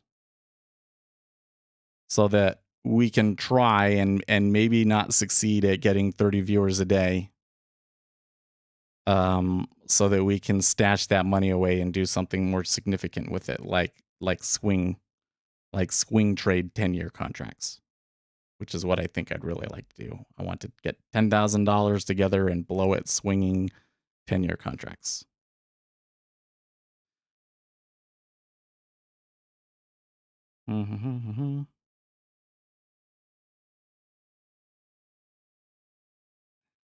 Call yourself the Bond King and you'll get more traffic.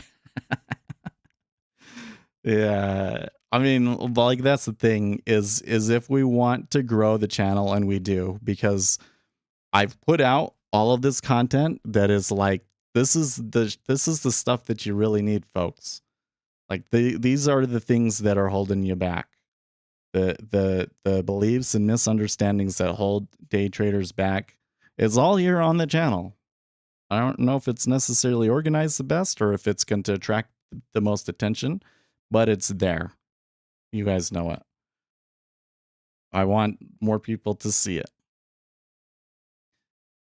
I don't think that it's ever going to get to the point where like I could live off of the channel and could spend a lot more time uh, on the channel. I do want to get more and more into current events, so we'll start doing that. I got a couple of more fun videos planned first.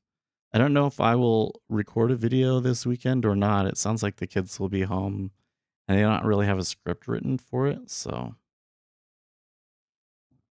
what do you think will happen in the future with the Ukraine crisis? I think that Russia will flatten the country and everybody else will move on. Is what I think. I think that there's going to be a practically genocide in Ukraine, and the rest of the world will just kind of look the other way because they didn't want to get involved. Did we tick back up there? Well, they got above where the big 5K was, but they did recover that little dip pretty easily, didn't they? And as that happened, the S&P 500 completely rolled over again,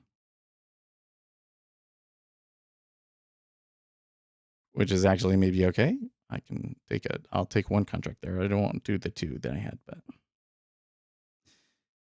anyways, I don't know. So like the issue is what do we have right now? We've got 10 on share vision. Oh, we got 7 on share vision, and we've got 20 on YouTube. We're a little more like 24.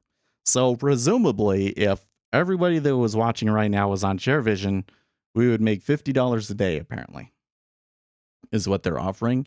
And we would be, well, let's go and look.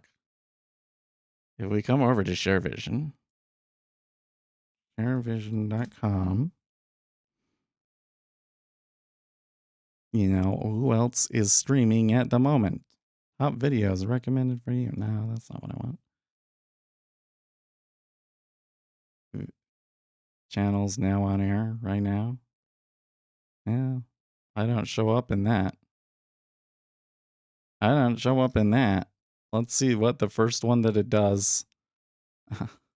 It's not even English. Does it tell me? Oh, there's 40 people watching. Okay. So if we had all 30 of us on Share Vision right now, you know, maybe we would be one of the top streamers on that platform. Right. I don't know if it'd be worth it or not. But then on the other hand, it's kind of like, yeah, but worrying about what happens with the stream is probably not really worth it anyways, because where the growth is going to come from if we ever really get it is by getting the video to be recommended to people on the front page, on the YouTube front page, right? So I don't know. What do you guys think? You have any opinions?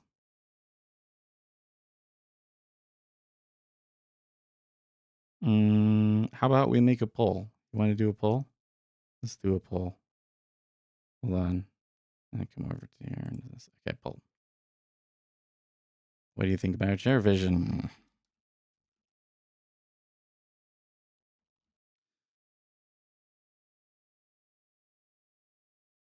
Screw them. Multi-stream. All in. Ask your community. You got to wear a Burger King hat all day, right? Well, you got a good. You're on the right track, right?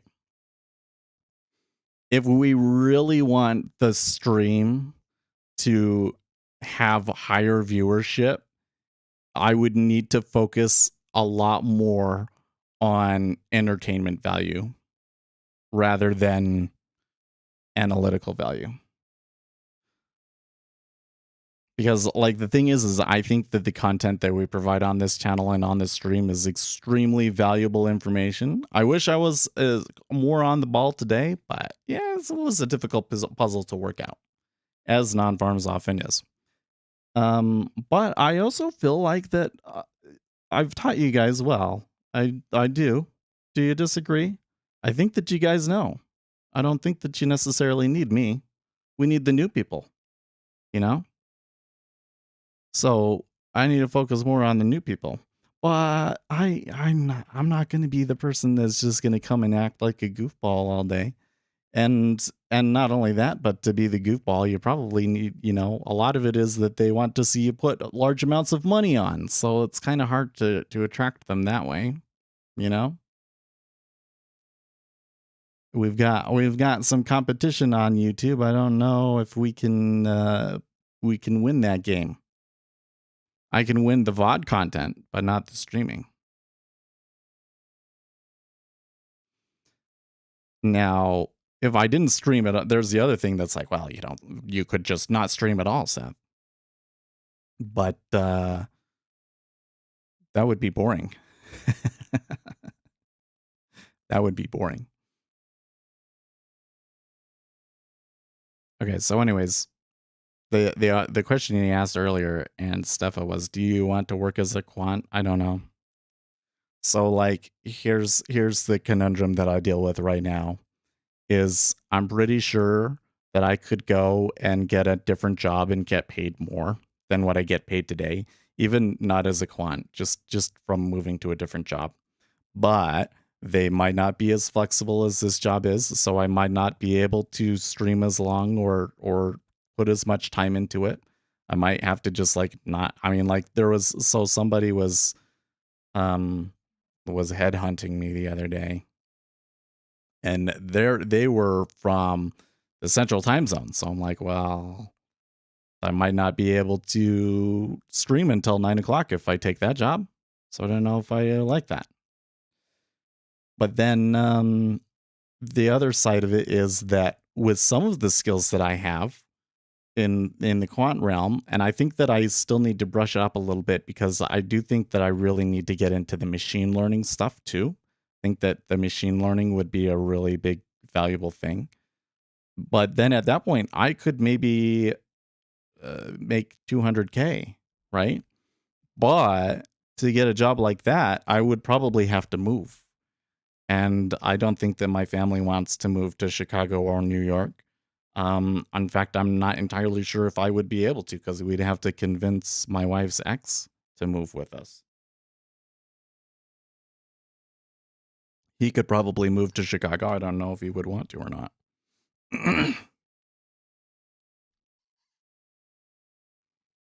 So it's kind of one of those things that's like if somebody hit me up on LinkedIn and said, "Hey Seth, we have this quant job we want you to apply for," then I would do it. But I haven't been trolling the internet and finding jobs and actively trying to get one. But the bigger thing here is that I also feel like I've gotten to the point where I'm not really progressing much with day trading anymore. Like we understand so much about the markets now. We understand so much about market microstructure that helps us understand why day trading is so hard and what are maybe some of the methods that might be more effective for us to day trade. But what we really learned from all of that market microstructure stuff is that there's a reason that day trading for retail traders is hard. Unless you're a robot, it's really really hard to do. Um, and you're unlikely to really get rewarded very much for it. So, as good as we get at it, and I think that there's definitely room for improvement, but we're kind of on the precipice of really being consistent with it. We just have to um, figure out better how to limit the drawdowns, and otherwise, I think that we're okay. And we'd want to do it on a larger account because otherwise the commissions and the data fees are too much for me. But you do all of that, and the upside reward for it is really not that much. And in my mind, day trading and scalping was always kind of more of a stepping stone, anyways. It was like you build up a little bit of money, then you can start swing trading and position trading, and that's when you can get into doing more significant stuff and managing funds and things like that. And I'm kind of taking a step back, and I'm like, well, doesn't really make sense that way, really, does it? Right?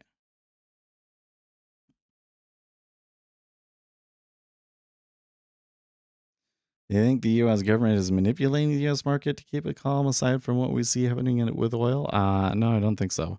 I think that if they were doing that, that markets would be a lot more liquid right now. I haven't really seen the plunge protection team kind of trade lately, despite all of the volatility. I just see a lot of volatility off of news headlines. I do think that there are a lot of there may be people trying to mess you up with news headlines now at this point. The Ukrainian government in particular, you know, you can't trust everything that they say. I mean, I certainly would trust them more than the Russians. I don't think that they're going to say something that contradicts US intelligence.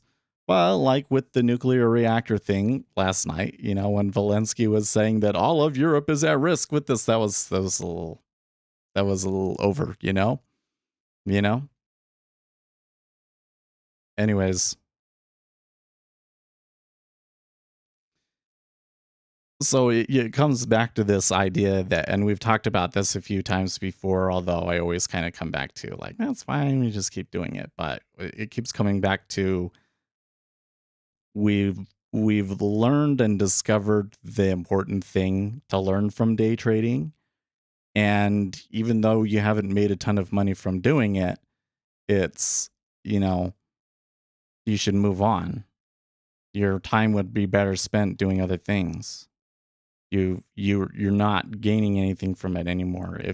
If you really want to go and be making money, you should be studying to become a CTA and doing more long-term strategies and that sort of a thing, right? Mm-mm. but I don't want to, and I'm not going to give up the YouTube for sure, and I really don't want to give up streaming, but that's where it's kind of like with Share Vision. Yeah, man, I only got 4 votes on that. Yeah, I put a little poll up there. What do you think about Share Vision? So do we just ignore them, screw them, ignore them? I don't think the website is very good, and they're going to be gone in a while, and I don't care.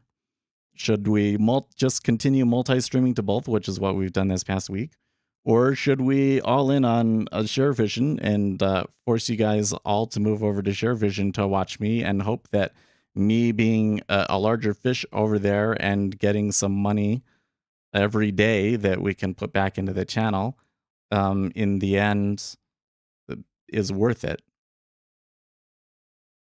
I don't know. Came in late. They're a streaming website. I'll show you. ShareVision is just another streaming website, but it's entirely focused on day trading. I remember when they first came out, but I just kind of ignored it. I was like, who cares? Then they wouldn't leave me alone, so I started multi-streaming to it. And it's entirely focused on stock markets, right? And they provide significant incentives for you to stream over there. Like if you stream over there and you have more than 30 people and it's an interactive stream, then they'll pay you $50 a day, which is pretty good, isn't it? But they I don't necessarily always get 30 a day. If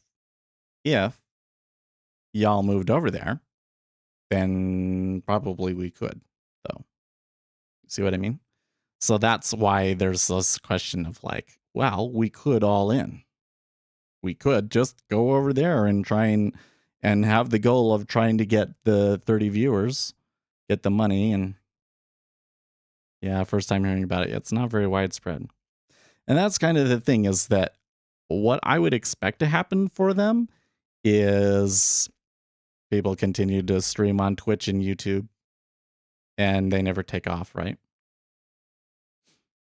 And eventually in a few years they give up.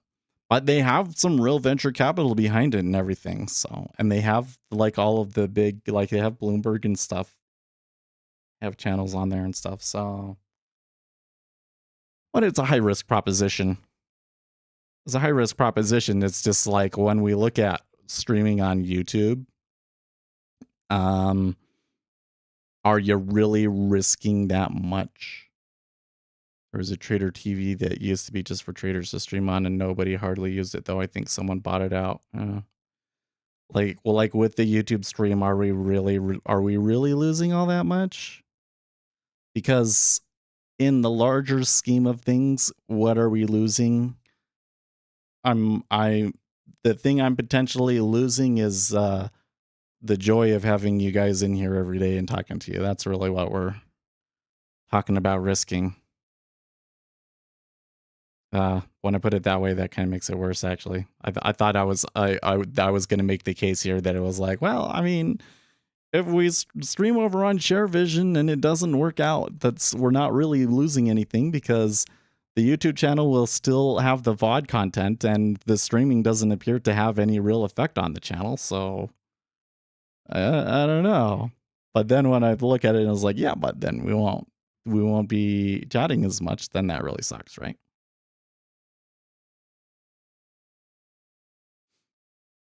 There's also this whole thing, like this is the thing that's so funny, is I came back to, okay, Seth, we need to spend more time working on content and working on machine learning and CTA stuff. Those are the 3 big projects. We need to spend more time doing that. And there are some days where there's really no reason for you to stream. There's no news, whatever, right? And then this whole Ukraine thing happened. And so then it was like, well, we have to. Then it was like, well, we have no choice. We got to stream this money. We can't miss it because it's going to be a crazy volatile day. Yeah. So I haven't had any time to work on any of that stuff. And then here's the worst thing. I have a puppy.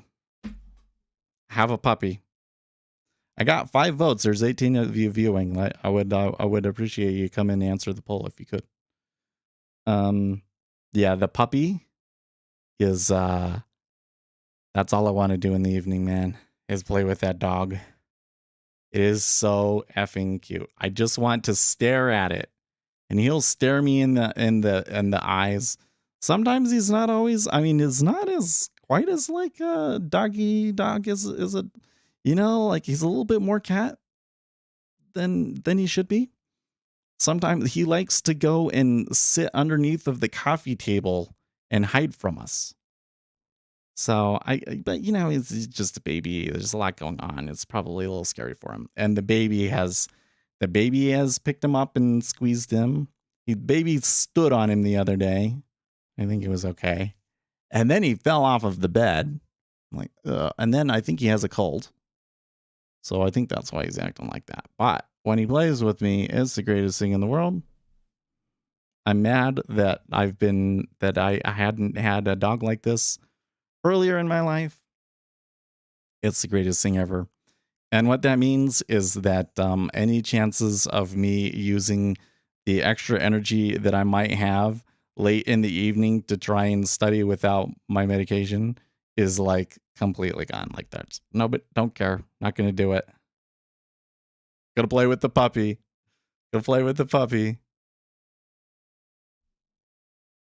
Do you see what I mean?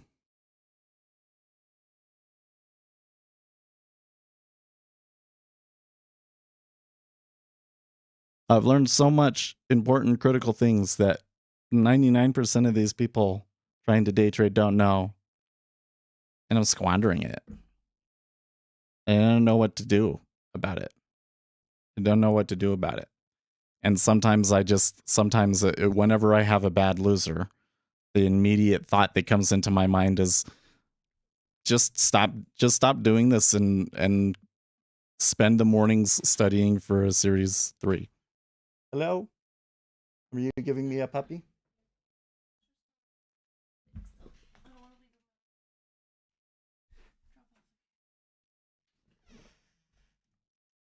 You see this? You see this thing here? Look at this creature. It is the most adorable thing you're ever going to see in your life, folks. This dog. Hey, dog, you want to trade? Maybe if the dog trades, and that's how we can grow the stream, is that they're going to watch this dog trade. You're so cute. Yes, you are. He's always a little shaky, though, when you hold him for some reason. Are you afraid? What can you drop you? Oh, you want down? You want to explore? Okay, hold on. Right there. You can sit right there on the mouse pad. Don't sneeze on it like you did last time, though, please.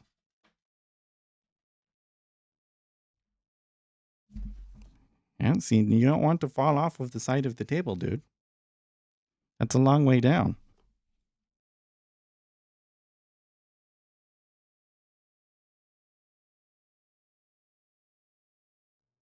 Baby versus dog. I wish I could get the baby to click on things. By this point, I thought that I would be sitting here on the stream with the baby and having him look at stock charts and telling us whether to buy or sell. But he is speech delayed.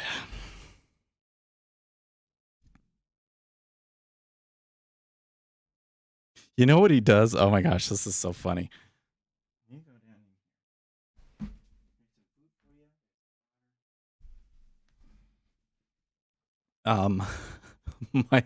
My son, so what I would do was doing to him. Well, okay, so I'll be sitting on the ground and he'll sit in front of me and start going like this. I'm like, what the heck is he doing? Is he trying to talk to me? So I start talking to him and it seems like he doesn't really care that I'm talking back to him or anything. But I think I figured out what it was, because One time I sat in front of him and started doing like a light show for him without light. I need finger gloves, but I was doing a light show for him. And I think maybe he was mimicking me doing a light show. He was doing that the other day. But I don't get any sounds out of him other than taking him. I think today, is it today? I don't recall. He has an appointment. We'll see if he has like a hearing problem or something like that. Geez, the treasuries, I kind of thought when they had that first kind of roll off at around 16 where they paused, hey, maybe that's going to be it. Nope. They kept going. They really kept going. Actually, what is this on do I have a chart up? I do. I have a 10-year chart. What is this on a relative basis? So at the beginning of March, we were actually lower.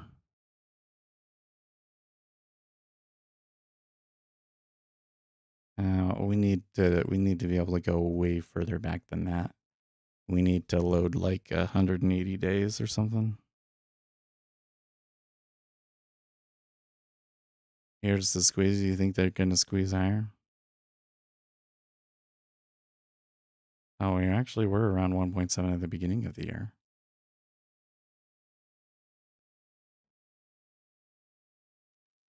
Let's change it to a daily chart.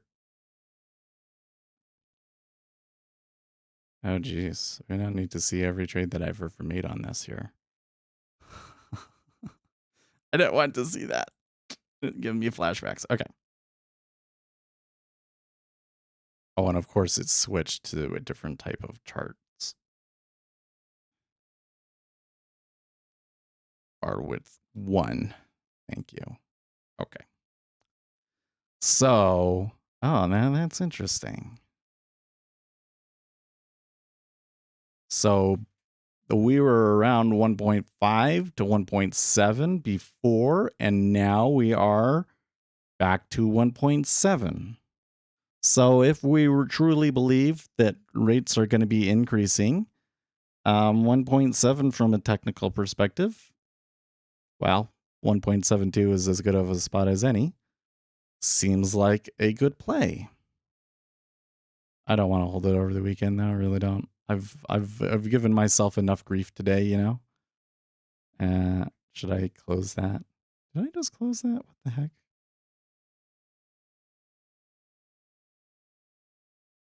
I think I did. I think that when I minimized that, it killed the 30-year just went nuts there. Was there with my headphones off? Did I miss a news headline there or something, guys? What was that?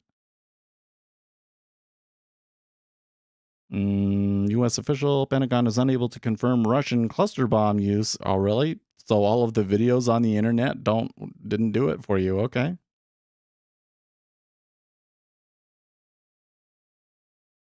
Something's going on. Hold on. My headphones back on.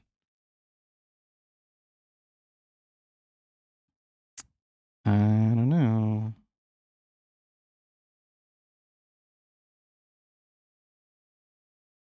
That's a little crazy.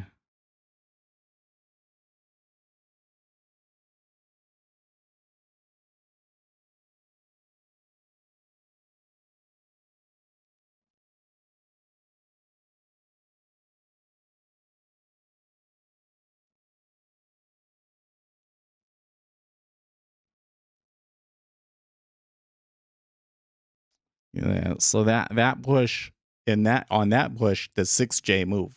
On that push, the 6J moved.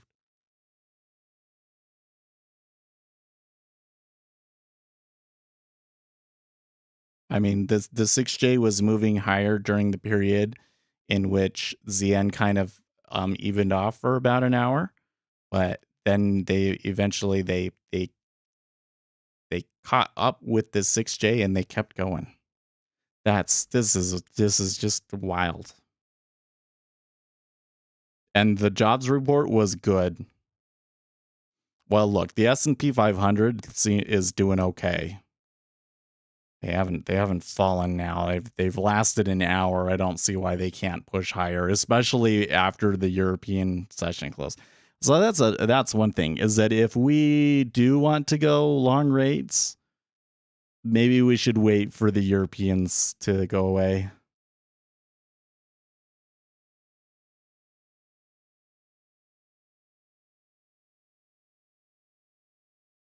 Robinhood says we're experiencing an issue that's impacting options market data.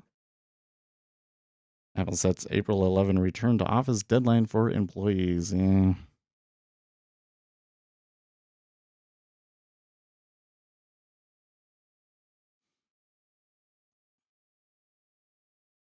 wish that what if the puppy is in play mode, he does not want to be held. Hard for me to hold him.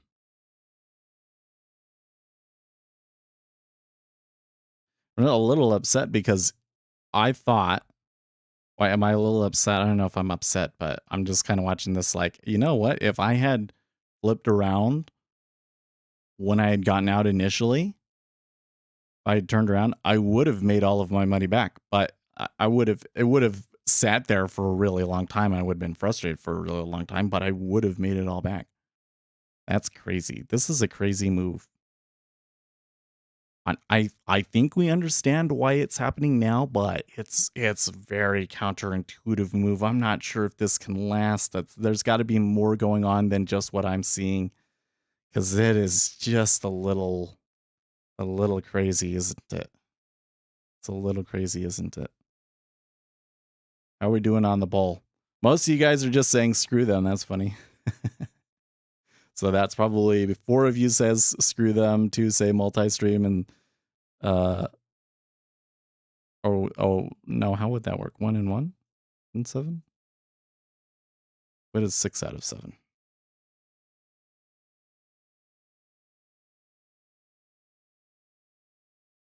Oops.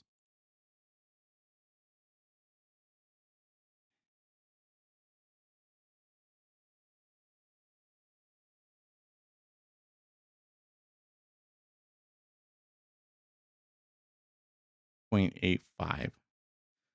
So it's 5. 5 of you said screw them, and then 1 of you said multi-stream, and 1 of you said all in.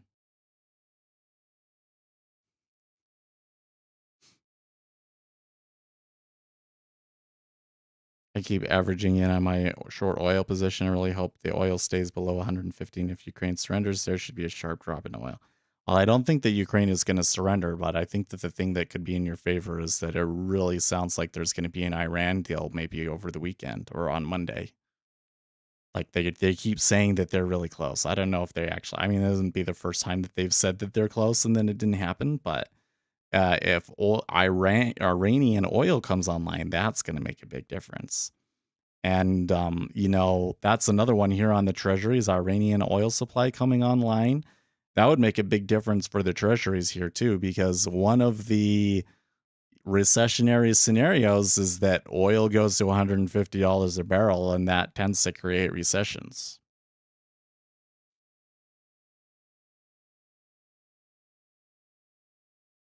But I'm with you guys on that one. I looked very seriously at taking some options on the rug pull and crude, but the prices just weren't right for me. Didn't make sense. The prices on those didn't make sense. I wish that when we had made our original trade on long in oil that we had bought a different month's expiration. We could have gone 2 months further because mine expired in January. Could have made more. Probably would have been double or maybe at this point triple, but it's okay. It's okay. My stock plays have been pretty good. I did make one bad stock play.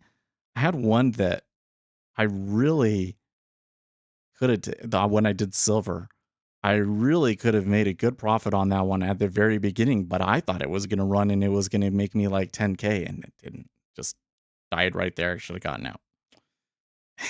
That one was dumb. But the rest of the plays I've made has been good. Although the longer term plays that I've done have not been good, but That's not so much like poor decision making or anything like that. That one is one that I accepted. Like I wanted to be in small cap stocks and small cap stocks got decimated. So if small cap stocks are down 50% and I'm down 10%, that's not too bad.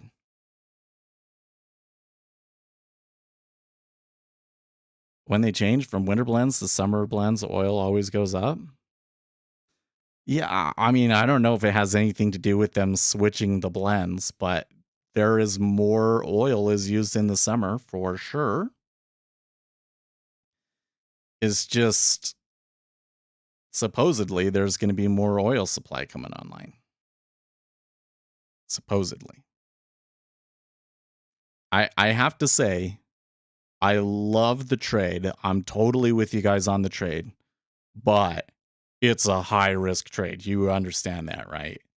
Like there is a scenario and I don't know what the percentage of it is. Maybe it's like a 45% chance that oil just keeps going up to $1 to $150, you know? So you could definitely get wiped. And there's probably going to continue to be um risk moves, you know, these really quick spikes that die back down really quickly. Not unlike what we've had in treasuries. By the way, that um move that we just had in the treasury, post meta order impact, there could be more legs still, but that the way that they traded up there at the top in particular kind of seems like a little bit better of a hole than the last one.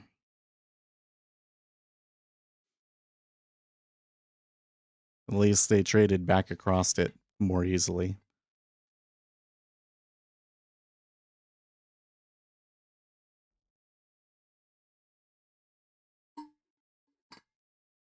Mm.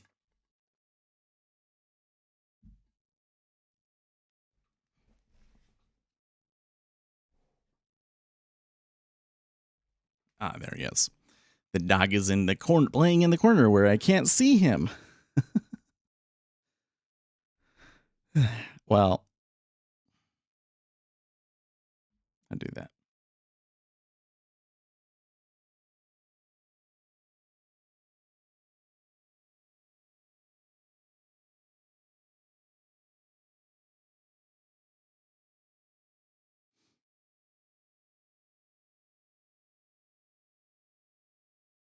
I don't know. I've done a lot of introspection on this stream. I feel just as doesn't sound to me like you guys are all that excited about share vision.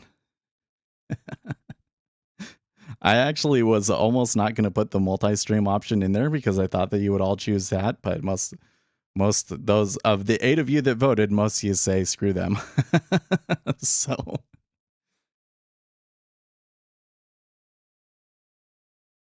let's look at next week's schedule, shall we? Monday consumer credit. Okay, so unless something crazy happens over the weekend, and I think the market is going to be excessively, volatile, I probably won't stream on Monday. And I am going to spend that time trying to do machine learning. I think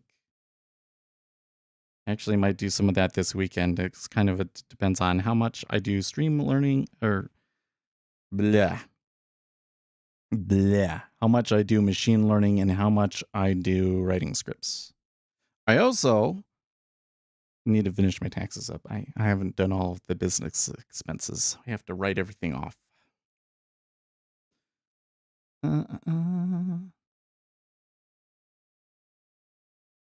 Okay. Okay.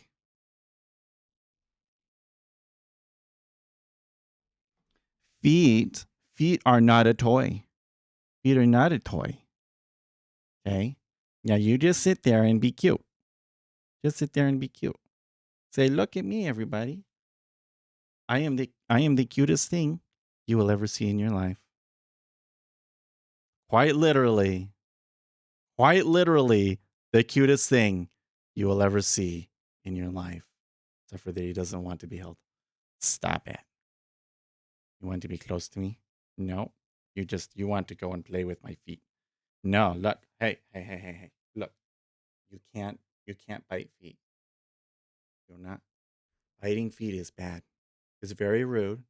I don't take too much offense to it, but if guests came over and you bit their feet, they would be very offended. So you need to not do that. Okay? Okay.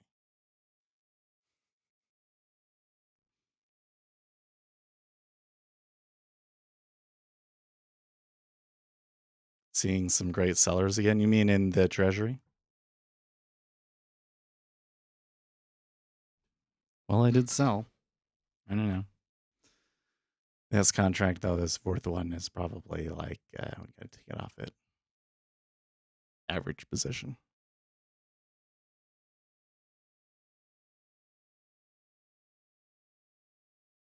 Putin tells the German Chancellor Scholz that Russia is open for dialogue with Ukraine. Is that a headline that matters? The S&P likes it. I don't know if it's going to change anything in the bonds. Yes, and well, they liked it for a short moment at least.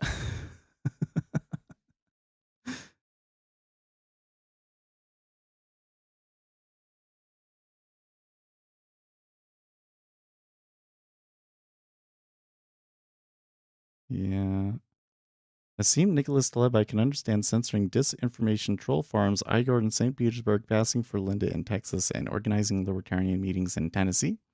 I fail to understand censoring private Russian citizens using their own identity or postponing discussions of Totovsky. I agree. Hey, you know what? Listen, if you are on social media and you are lying about who you are, that's a bannable offense. That should be allowed. That's not censorship. That's just, you know, people lie. Okay. But if you're a Russian citizen and you have an opinion, that's different. That's different.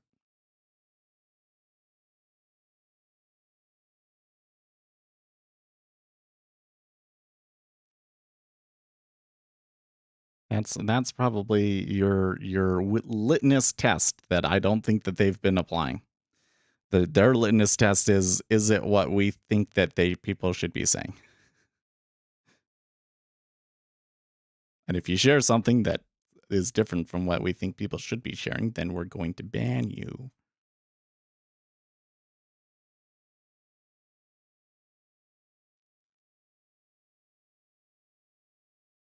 He hopes that Kiev will take a constructive position in the next round of talks. Oh, I don't know what that means.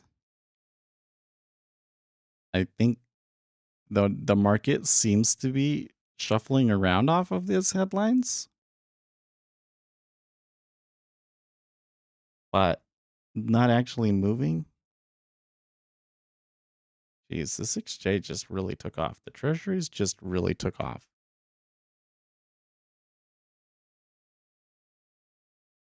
We've seen a lot of, I've said this so many times in the past 6 months. I think I've kind of lost track of like what is a big move or what is not. This seems like one of the most nonsensical moves I've seen in the treasuries before. I think we have some idea of why it moved the way that it did, but I think that 1.7 is too low of an interest rate. I think that we should be at 2%.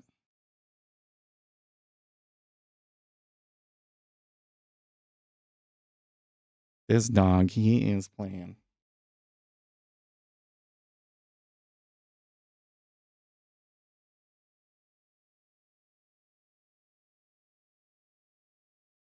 Under the table.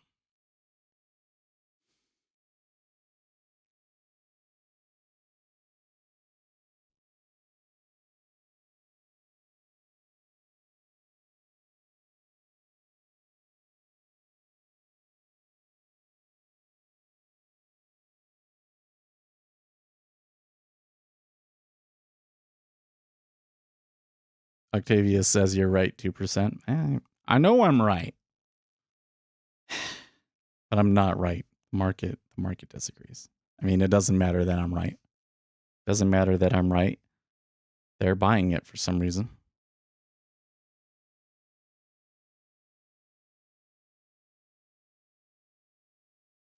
I'm going to bet that this buying continues at least until the European close.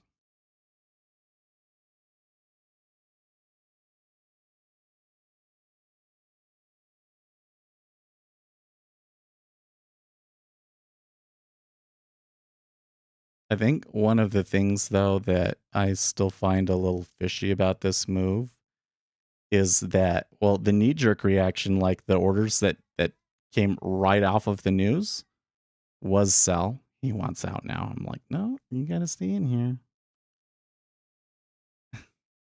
Stop it. I can't focus when I'm hearing the cutest squeak ever complaining. Good grief. Okay. The initial move was knee jerk was correct, but then they almost immediately started moving the other way, which kind of suggests more to me that somebody saw something in that data that made them want to buy treasuries, you know? Then we started to see the dollar really move and all that sort of stuff. Like you can see here with the dollar, it took them a little bit for the dollar to start to move up. Took about 5 minutes.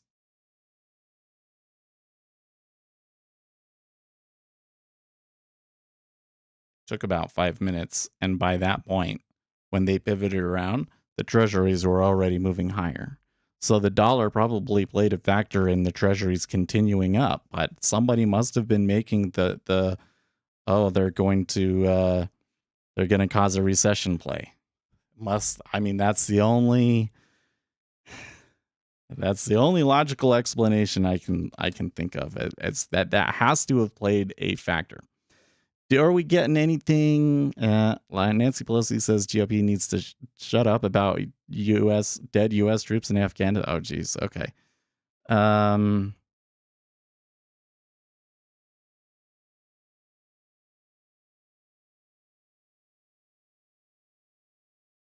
Hiking rates into peak valuations is a mistake.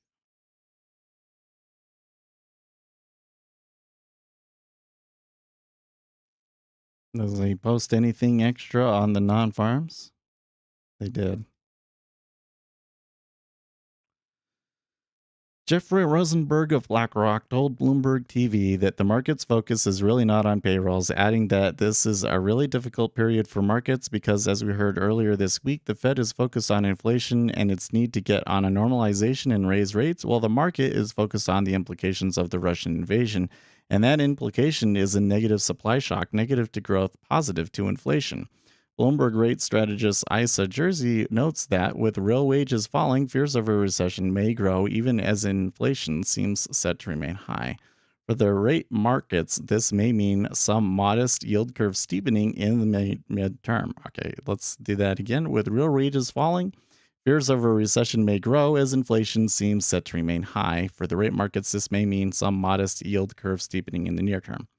We think the Fed will still hike to above 2% over time, but it will take another year or so than the market has been pricing.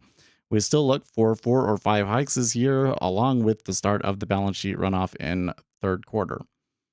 Flipping to Bloomberg reporter Chris Ansey, he writes that on the face of it, it's a perfect report. You've got strong job gains, people coming off the sidelines of the labor market, unemployment dropping even faster for disadvantaged communities, and good from a Fed policymaker perspective, no wage inflation, which should help pull down inflation.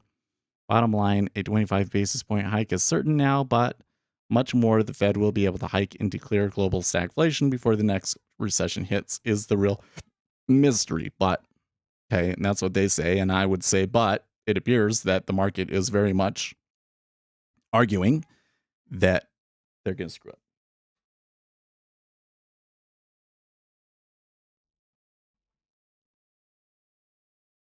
Well, I don't know where the puppy ran off to. Oh, there he is.